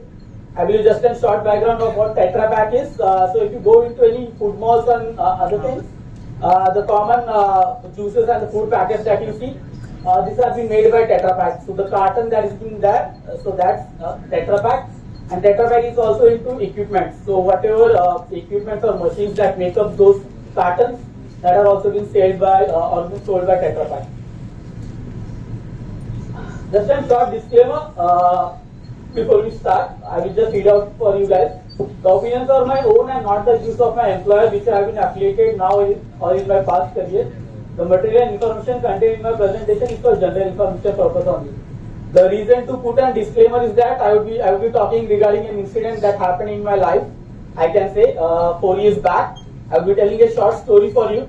I am a person, I believe, who has grown up hearing various stories from my grandmothers, from my grandnannies, and I believe these stories remain in your mind for a longer time. I believe the way my colleague related her presentation to Ramayana, I will relate my presentation to the short stories that happened into my life. But I can say there are a lot of learnings that I have taken from that particular incident that happened. So this is the short agenda for today. We'll be talking about key ransomware findings, what happened, recap of what exactly happened into that particular timeline, a brief of cyber forensic analysis, existing gaps, lessons learned, and key takeaways. So if you have any questions between the slides, I would be happy to take it. Just raise your hand and then we can discuss on this topic. So now, before going into that short story, let's see the key statistics that I have tried to put it across. I believe most of the crowd that I see is from college, so I understand statistics will not be a matter for you. But when you go into an professional field or within your organization, this is what matters to your management people. They are more keen to understand what's the kind of happenings around the globe. So they are, I can say, they look out for the numbers. So if you see 50% of ransomware incidents has been increased as you compare to the last year. So we all know ransomware is still a common concern across organizations. This is still, we can say, case the things have been growing. And if you see on the right hand side, 70% of increase specifically targeting the manufacturing entities. So you will be imagining how it is related to our day-to-day life. Will it be any manufacturing that are listed down, food and beverage, automotive, chemical, pharma, any industry. So all comes under manufacturing, and that's the growing, we can say, growing number of threats that are happening under manufacturing sector. So now let's. I just wanted to start this story. So let me take you back in the COVID days. So this is 2020. If you see the date on the left hand side of mine, Dr. Reddy. This was the first we can say global name within pharma industry that got hit by a ransomware attack. And I've just highlighted few dates here. I really hope it's visible till the end. Can you see the date? What's the date being highlighted? Yeah, it's 2020 October 28. And if you see, that's the date that this incident happened. Is it visible? Yes. Okay, so October 22nd was the date when Dr. Reddy got hit. Again, one of the global names within Indian pharmaceutical firm. And we all know during COVID times, it was kind of an area where most of the hackers have been focusing. Because we all know India was one of the major manufacturers of various different medicines that was been exporting across the globe. So Dr. Reddy got hit 22nd of October, and it was into the limelight on 28th. We understand, though it's kind of a weak, but I can say not stringent, again, regulations within the pharma industry or manufacturing specifically, which has a kind of a timeline to be reported. So if you go to a financial or maybe Raki can tell you on that. Now RBI has very stringent requirements into financial industry where any such cyber incidents happen, you need to do a reporting back to the organizations into a particular time manner. But that is still not there into pharma industry or manufacturing, I can say. On the right hand side, that was the organization that I was working. I have not listed the name, but you can find it out. I believe it's easy to find it out. But that was the organization that I was working. Just a short background about that organization. It was having 20,000 user base. So just to know what that organization looks like, 20,000 users, 15 plus manufacturing plants across India. So just imagine the kind of an impact it had, 15 manufacturing plants across India, and it was having a global presence. So again, one of the top 5 industry within Indian pharmaceutical, it's a global name, I can say, that I was part of, which also had a similar kind of an incident. And if you see on the bottom line, that's the date again that I have tried highlighting. It's on November 7th of 2020. So if you correlate these dates, it's just a matter of time, right? October, November, this incident हुआ. So that's the focus of this threat actors into this pharma sector that was being key. So now let's go back to that particular day so that I can just let you across what exactly happened. I just try to put across a timeline what exactly happened. So I still remember that day clear in my mind, I can say. It was on Friday morning. So if you see, 22nd October was the day when Dr. Reddy got hit. 30th of October, just 1 week after that, the incident happened with our organization. It was early morning for us. I can say it was around 3:30 in the morning. that I just got a call from my IT manager, the local data center manager, and he just called up because I was the person who was looking after the SOC operations also. One piece of the, as I said, the one piece of the hat that I was wearing, I was also looking after the SOC operations. So he called up in the morning. In the first call, we usually humans do not pick up, right? Itna सुबह सुबह क्यों call कर रहा है यार? So I missed that first call, but again within 5-10 minutes he again recalled me back. Then I understood कि कुछ तो हुआ है, and then you need to be on the call. He just called me and he said that there's an incident that has happened, and we people who know how and SOC operations work 24/7. So yeah, you need to be on call. You need to support them if any kind of a cyber incidents happen. So 3:30, 3:45 around, we went to a call, and I can say it was around 40 to 50 people from the IT across the globe who were into that call. So now just imagine a situation, कुछ हुआ है, everybody is into the call and no one is aware कि क्या हुआ है. Just everybody is trying to find out कि क्या चल रहा है, why that kind of a disruption has happened, and everyone is trying to find out कि how we can sort out it from that. Going to the next timeline, 4:30 around, we were at that time we were discussing with the global front also. One of our global locations, Mexico, we had a call with them, and then they clearly told it's kind of a ransomware message that they are seeing onto their screens. So at that particular time period, it was confirmed that it's a ransomware incident that has happened. So now people know कि भाई क्या हुआ है and what needs to be sorted out. So around 4:30, we got that particular machine onto an, we can say, kind of a remote session. We luckily got a third party IR. So my colleague talked about IR. So people who are not familiar what an IR is, it's an incident response team who specifically, if your organization does not have that incident response capability, you can tie up with this kind of an organizations who get into those situations and they help you out. So it was luckily, I can say, I was also one of the guy who was trying to get this particular team onboarded. So I believe still you people are new. So within any organization, if a new vendor, yeah. Sir, IR team is also a part of DFIR? It can be. So many organizations do not have their own, we can say, incident response teams. And it maybe if you are having also, they may be not that skilled to do all those kind of an activities. So when I talked about incident response, and I was talking about into any organization, if you want a new vendor to come into, there's a lot of procurement things that happens, and it's not that easy to bring a new vendor into your organization when you have those procurement kind of hurdles. So I was lucky enough, I can say, before 1 month of this incident, I was talking to my CISO, the Chief Information Security Officer, that sir, I feel that during this COVID time, we should at least have this kind of an engagement with us, so that if something happens to our organization, we have that particular team who can help us out to do those kind of a forensic analysis. So we got that team around 5. It was the time we took that remote machine on a remote session. We took a dump of that. The team took a dump, and within an hour's time, I can say, if you see the 5:30 of timeline, the team was able to find out the exact script that was being put across. So it was a ransomware script which was being put across into the AD servers, which they identified, and then we were able to take down those specific AD servers, disconnect those kind of an connectivity across those manufacturing plants. So people here would not be familiar how an manufacturing plants work. It is usually a 24/7 environment for them, and everything has a kind of a back-end connectivity to the central locations because there's a lot of applications which they need to access it. So that was the first time when we started disconnecting all those manufacturing locations. So just imagine if you are having 15 plus manufacturing plants, and then that all are being disconnected from the central location. वहाँ पे अलग havoc situation चल रहा है because production is down, everything is getting messed, the servers are encrypted, and now they are started getting disconnected from the IT.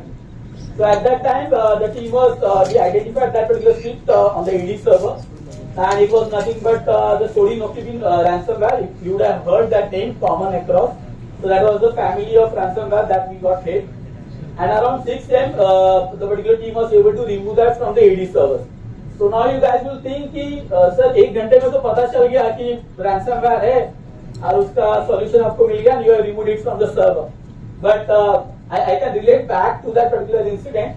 Though it was into news for a single day, एक single article आया था कि this particular company got hit by a ransomware incident. But that entire restoration activity took us 1 month. So just imagine the time that it goes.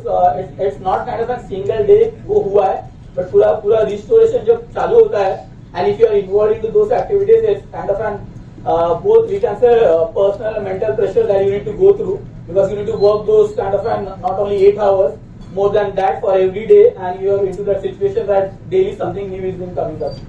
And at the last, I've just put it across. It took an entire month for all that restoration activities across our manufacturing plant.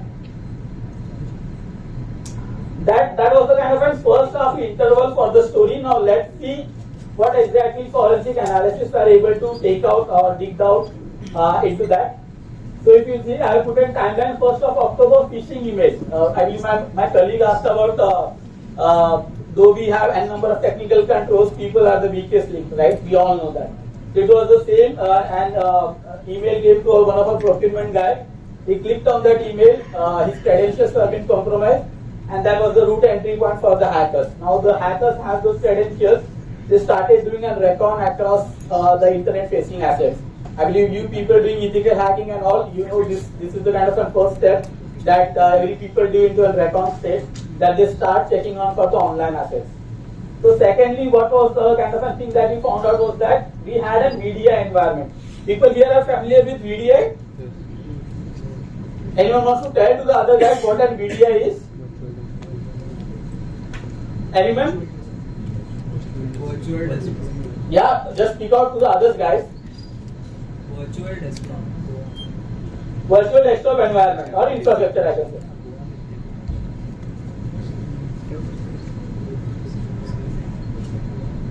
So what our infra team has done, COVID का time था, सब down था, people were working from home.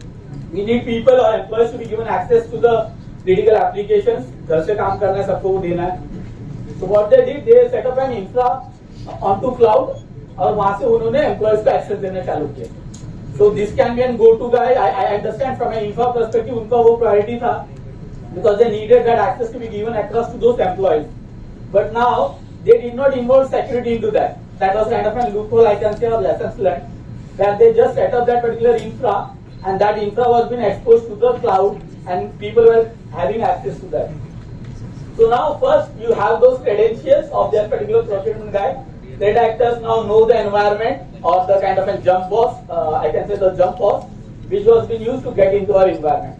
Now they have that particular access कि जहाँ से हमारे environment में they need to do that kind of a recon movement. If you see third, I will just put it across. Now when they started doing that recon activity, first thing that everyone does is that they started taking, we can say कि admin normal procurement guy would be not having that admin credentials, right? So his credentials would be not work to do an recon. So what they did was that they took an entire AD dump. They find out the AD server within the network, इसका पूरा dump उठाया, then they started doing that analysis. And they had that particular AD dump taken out. I can clearly say that where they have had password of those admin credentials now. So all those key credentials that we talk about have now been available to the threat actors, and now they can do the recon movement. If you see the second timeline here, 6 to 12th October, mostly organizations depend on online backup servers. We all know what a backup server does, right? And online is specifically maybe for a cost-effective purpose or for an easy of accessibility. Online backup servers have been maintained, where organizations import all their data or put their data into an online server. So they identified, now hackers know कि इनका AD server का dump आ गया है. They had our online backup server कहाँ पे रखा है. They know all that recon. So this is just a recon phase, guys. Just to be clear. So now around this timeline, 13 to 17, they tested few scripts. So when you say tested few scripts, what they did, they tested the scripts on the secondary AD server. So just imagine the story. Now they are into your environment, they are doing their various test things, and your SOC team is not having any alert. So people who are from SOC may be imagining कि अभी तक कुछ alert क्यों नहीं trigger हुआ है. I can say, because I was also managing the SOC, we were having 100 plus network and server devices that were sending logs to the central SIM server. So in this particular case, we were having HP ArcSight, one of the well-known tools within a SOC environment that is being used, and we were having a dedicated 24/7 SOC people also who were monitoring this. But किसी ने ये detect नहीं किया कि ये सब हो रहा है environment में. So that is one of the key finding, I can say, that no we can say alarm has been raised.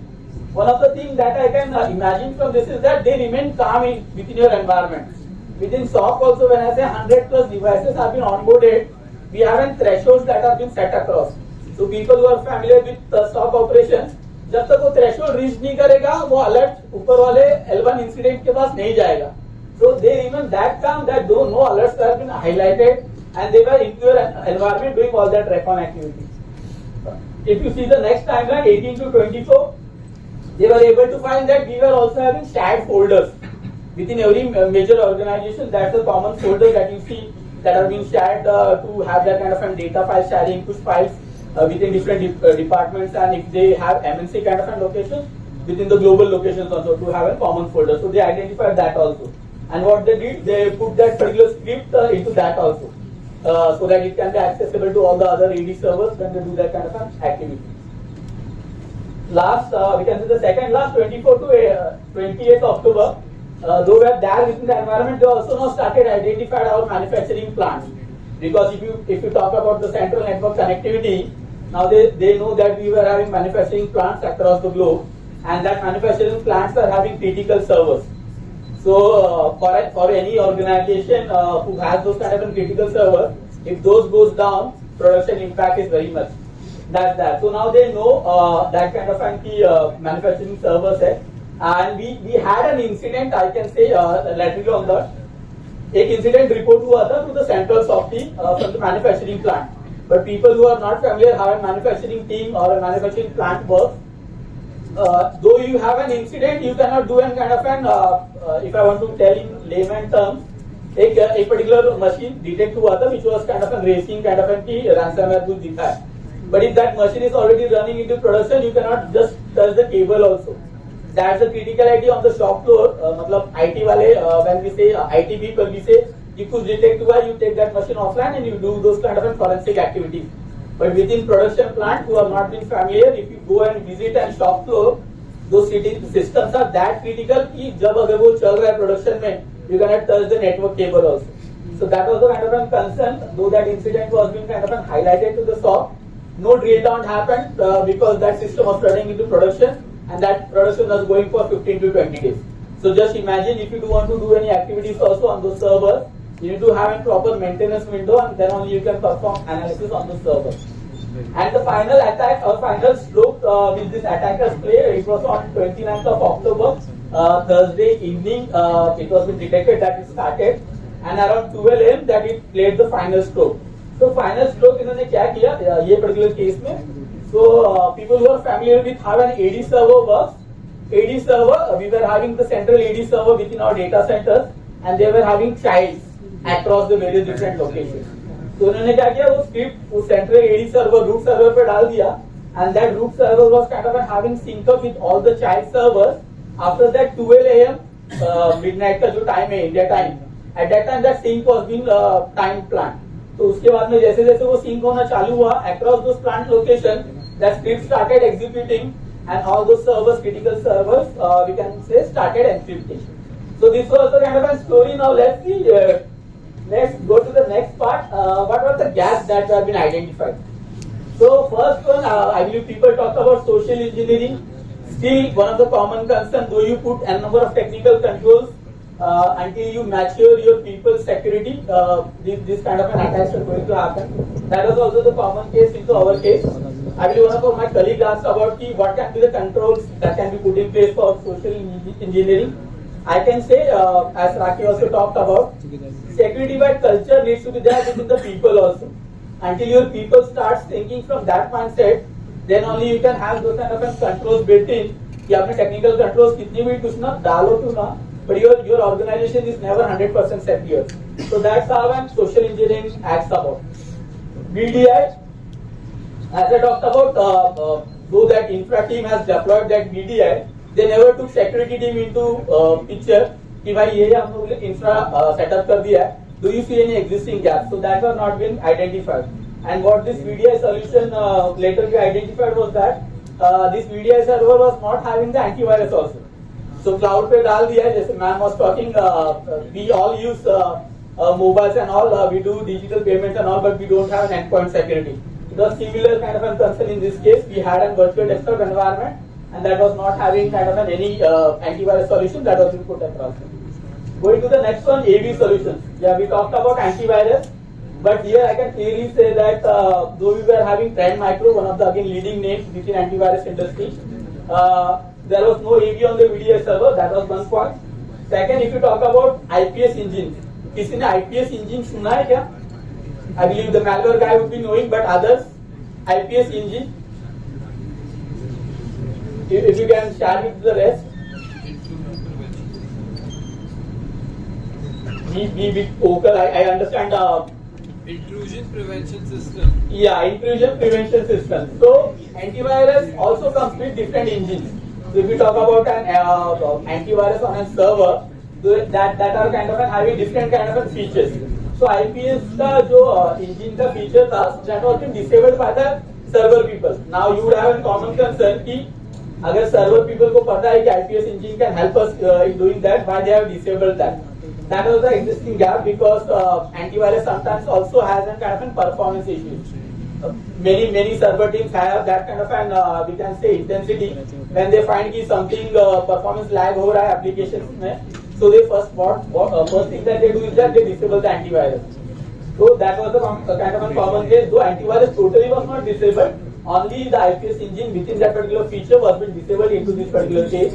And then antivirus also has something called as a password feature, where if you talk about servers, if you want to disable an antivirus on a server, you can also put in this particular feature where an administrator will be having those kind of passwords.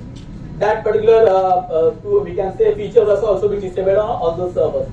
So as I say, though you put a number of technical controls, how effective are those technical controls on the ground? I believe that's where ma'am also talked about the you need to do and reviews of those, how those are being effective and how those can be taken forward. Going to the fourth one, the backup solutions. We all know online backup is one of the common solutions used across organizations to have their backups being done. But अगर ये situation में आपका online backup ही corrupt हो गया है, so what is the kind of a dependency that you will have? आपका पूरा data आपके online backup server पे था, and now where you are going to recover that data. So in such cases, offline backups are also being done, but offline backups comes with their own cost. Many organization, if you talk about कि sir online backup ले लिया, offline backup क्यों नहीं लिया? So though offline backup is kind of an alternative, but it, as I said, it comes with their own cost. Every organization need to assess their critical assets कि कौन से critical assets का offline backup रखना है. So that was kind of missing into our case also. And I can literally say कि the timeline that it took us for to restore back 1 month क्यों लगा? क्योंकि बहुत सारे offline backups have been never tested. People who are been familiar कि if you are doing an backup, if you don't do an restoration testing, these backups are not going to work when we really need that. So that was the kind of concern कि बहुत सारे backups corrupt हो गए थे. And that never restored us the data back that we wanted. MFA, I believe a few of my colleagues talked about MFA. I can also tell a case into this. It's kind of an situation where we say, though I believe in the first case he talked about an IT help desk guy also helping him out, right, in the video that he showed. In the similar case, our admins were having this MFA enabled. Now we will say कि अगर admins के पास MFA enabled था, तो वो start में breach कैसे हो गया? Because they use their admin credentials, right? So what these people, or we can say again, when I related to the social engineering, one of our admin guy was on vacation, okay? And during vacation he got those prompts. उसको वो password prompts है. But what he did as a normal human being, उसने वो ignore कर दिया. ये obviously if your organization prompts are coming, someone is trying to log in, right? So that he never highlighted back to the SOC team. उसने वो vacation पे था, तो उसने सोचा यार क्यों report करूँ back SOC end पे? So he had, and that was his admin credentials that were being used to do that lateral movement. Legacy operating system. I believe Raki talked about legacy operating system, but not only financial institutions. If we talk about manufacturing, in common, Windows XP, Windows 7 are still common. If you go to a shop floor, you will still find this kind of systems which are still running. One of the reason maybe Raki has not highlighted, I would like to highlight specifically into manufacturing is that these legacy systems have a lot of dependency. I can just give you an example. Just take an example of a pharma shop floor, जहाँ पे production पूरा system है, and that system is having Windows 7 or Windows XP. And as you guys kind of a researcher or pen testers, you will say कि सबसे main बात तो ये है कि इस विंडोज एक्सपी या विंडोज 7 को आप रिप्लेस करो. But if that particular Windows legacy OS has a dependency on that entire system, that is not easy to be replaced. क्योंकि वो पूरा सिस्टम अगर 1 करोड़ के ऊपर का अगर आ रहा है into CRs and all, it's not easy for any organization to just replace that into a single cycle. And that kind of a system should be very common across this manufacturing firm. So that are still there, but what we specifically do into those areas is that now defense in depth is one of the kind of technology that we deploy. How those kind of defense in depth controls can be put into those particular places. Moving to the next one, SOC operations. As I said, though having 24/7 SOC operations and all, it again depends upon how regular your fine tuning of the SOC rules are being done. So that plays a vital role because there were no thresholds that reached across and there was no alert to the SOC team. And incident response. So as I talked about, many organizations do not have those incident response kind of third parties also, or maybe in-house also. So this kind of playbooks exist within our organizations where they have a kind of a tabletop exercise that are being carried out. कि अगर ऐसा तो situation अगर वापस होता है, so what are the different things that needs to be done? But there is again a kind of a gap within this across the organization, I can say, where दो incident response plan है, but उसको अगर उस time पे follow करना है वो important होता है. So that is where practice makes you perfect, I can say. Does the technology still continue here? With all these gaps in place? I'm not anymore with that organization. But I can say a few of the gaps have been identified. But if you talk about first employee awareness, that's the vital role. I would just like to highlight one case here, maybe some of you have not heard. Within any organization, I believe most of the organizations now do employee trainings. But उसमें भी कैसा होता है कि भेदभाव करते हैं आजकल कि what I have seen into my organization, I can say is that white collar and blue collar. किसी ने सुना है white collar and blue collar? If you anyone wants to tell to the other guys क्या होता है white collar employees and blue collar employees? So let me explain in the short thing I can say. Permanent employees and temporary employees, contractors. Okay. So when we say contractors, any big four consulting or any smaller organizations also, they will be having this white collar and blue collar. So if you talk to any organization, they would be doing those kind of trainings to the employees. And if you say कि आप what about this side of the people who also need that training, they would say कि currently that is not within the budget of the organization. So that's one of the common concerns that I have seen. Though you see people from the same aspect, but if you talk about budgeting and having those trainings being deployed, it's not the common across organizations. Sir, there is legacy OS, right? Windows. Sir, why can't we replace, like instead of changing the entire machine, why can't we replace that hardware which contains the firmware? No, as I said, it has a lot of dependency on the system that has been running. So if we talk about, and I will just give an example. I was attending a webinar जहाँ पे ACC Cement का guy was presenting. You all know ACC Cement, right? I believe you all have heard that name. ACC Cement is within this, I can say, been running for more than 50 years. You can imagine. So for a plant which is being set up more than 30 to 40 years, maybe more than my age, can you imagine the kind of an operating system that would be having?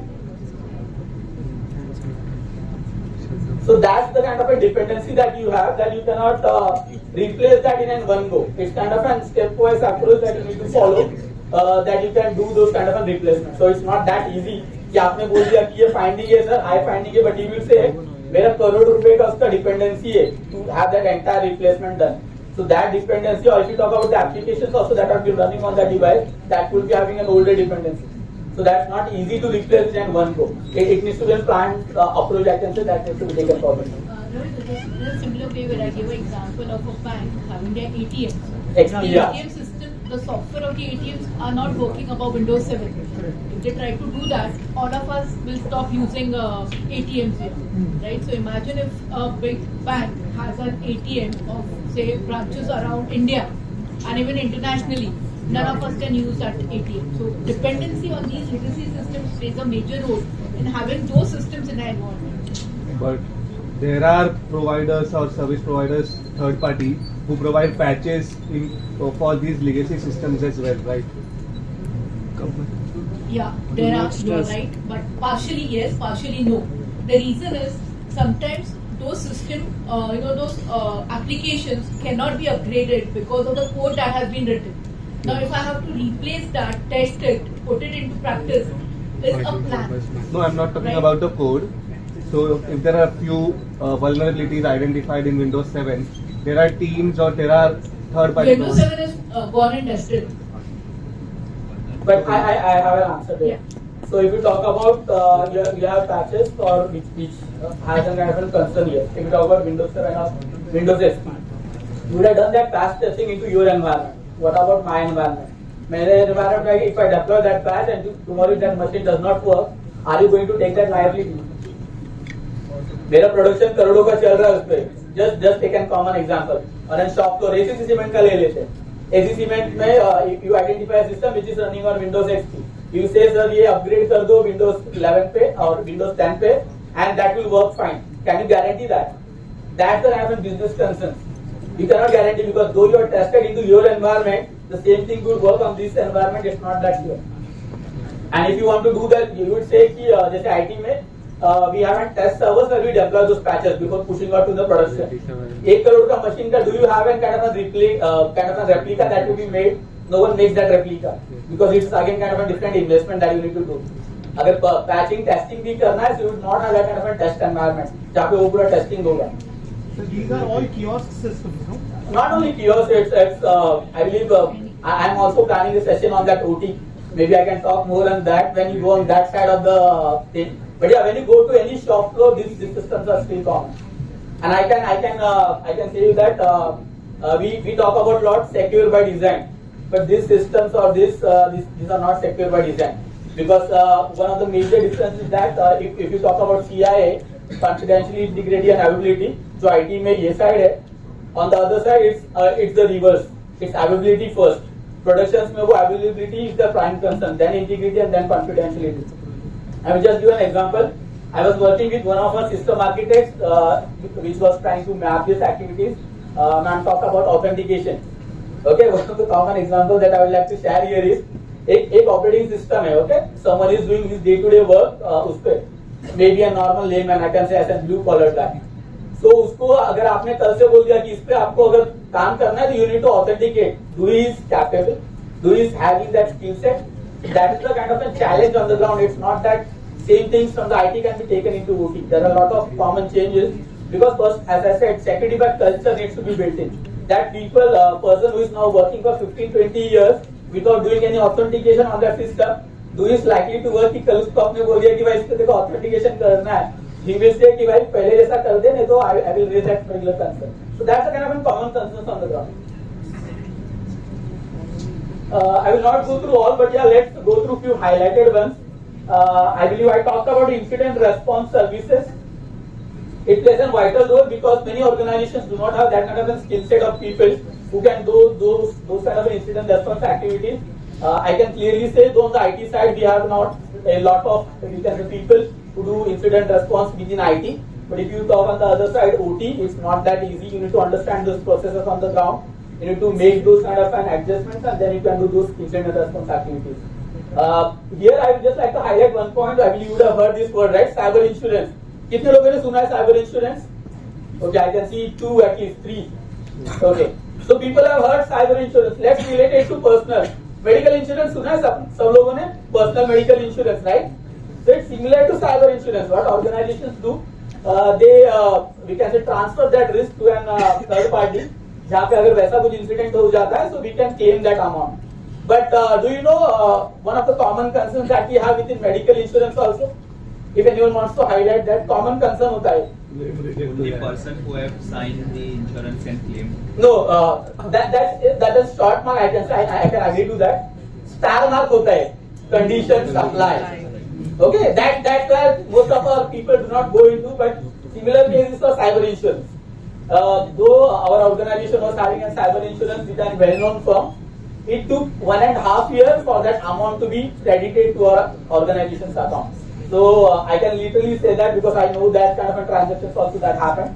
We claimed that, then it kind of a long trail started. ये document दो, वो document दो, ये भेजो, वो भेजो, ये bills भेजो, वो bills भेजो. So that's how it has a lot of dependency on the cyber insurance also. It's not that easy कि आपने ट्रांसफर कर दिया है. Now many cyber insurance companies also, if this kind of an incidents happen, they do not वो लोग बोल देंगे कि it is not been covered under this. If you talk about the recent one of global cyber wars happening between Ukraine and Russia, if it is happening from that particular perspective, they will say it is not been covered because it is kind of a global warfare or cyber warfare that has been happening. So that are kind of an stark conditions that apply where you need to clearly think of. Lastly, I have talked about business continuity. How many of you have heard business continuity or RPO, RTO ऐसा कुछ सुना है आप लोगों ने? I believe ISO people will be knowing a lot, but yeah, one if you can tell to the others what an RTO or RPO is. It's basically the response time, what it has been taken. If any incident happens, the incident हुआ है तो उस पे क्या response time लिया जा रहा है? Yeah. तो उस बेसिस पे ही ये सारा RTO और RPO का टाइम सेट किया जाता है. Rightly said. So RTO and RPO is nothing but recovery time objective and recovery point objective. I will not go into detail into that, but when an organization does a business continuity, जैसे if you talk about in our case, the RTO and RPOs have been calculated based on the online backup. Organization ने business को पूछा कि आपका recovery point कितना data आपको चाहिए, what was the last data that you can make sure कि अगर वो आपका available होगा, that can run the business. So that was been calculated on the online backups. In this particular case, online backups ही चला गया. So now they never calculated कि अगर critical applications say if they need to move to offline backup, what was the time that it will take to move back to that offline backup. So that was clearly missing some kind of a lessons learned from this. I believe this is the last slide. I will not keep you waiting, guys. So the key takeaways I can say that I've just tried listing it out. A, B, and C. I remember it clearly because I believe that what can be taken forward.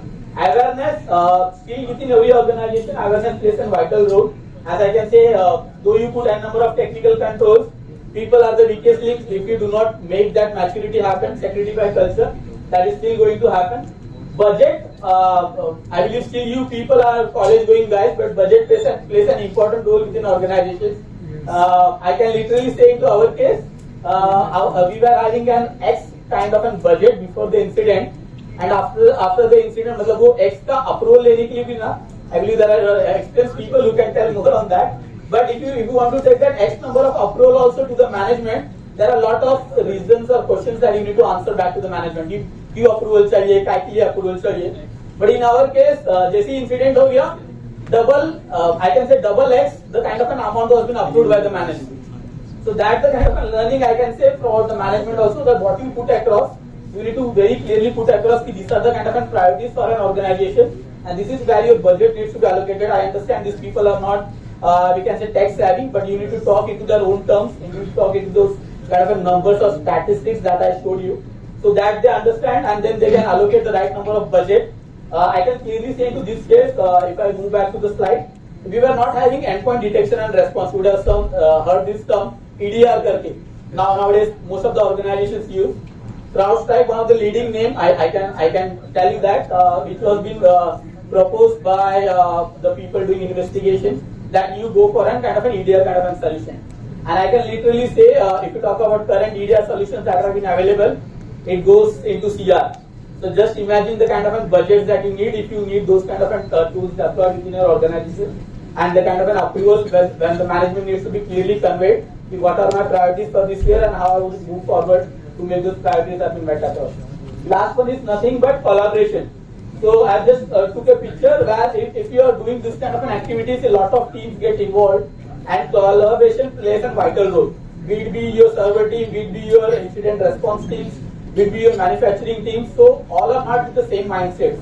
So until you bring all those people onto the table, you make those clear objectives, make them understand, then only it can help you to make those drive across your organization. I think that's my last slide. Yeah. Would be happy to take questions first. Hope it was not too fast, too slow. Any questions? Yeah. Sir, I created one malware. Okay. So there is all the firewall installer, antivirus something. Okay. So what happened when I am doing send the malware, the firewall detect only two things. like detect and delete it. Okay, so I created my malware I created that malware.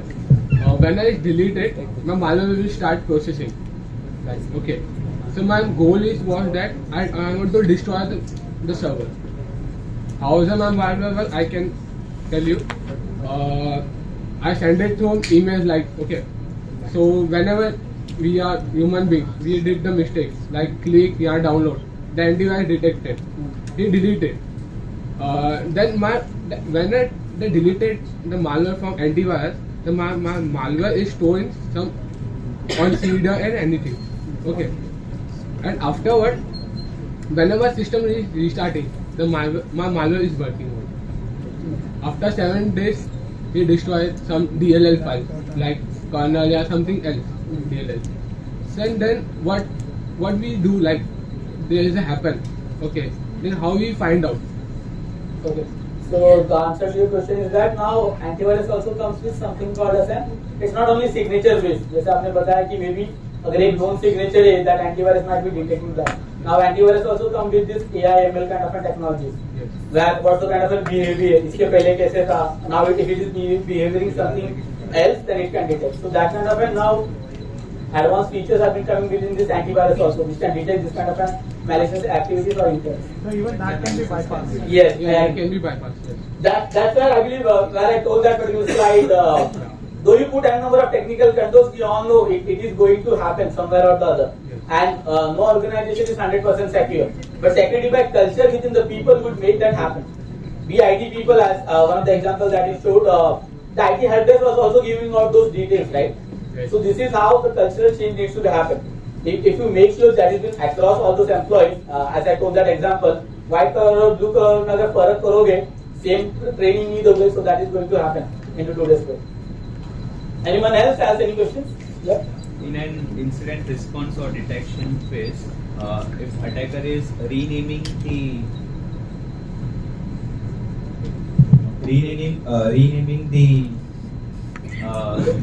binaries and the genuine one, for example SBC host or something, and if they are running that, then our SIM will be not detecting them because we have fine-tuned that processes. Then how to improve our fine-tune to detect that process? I believe that's what I said.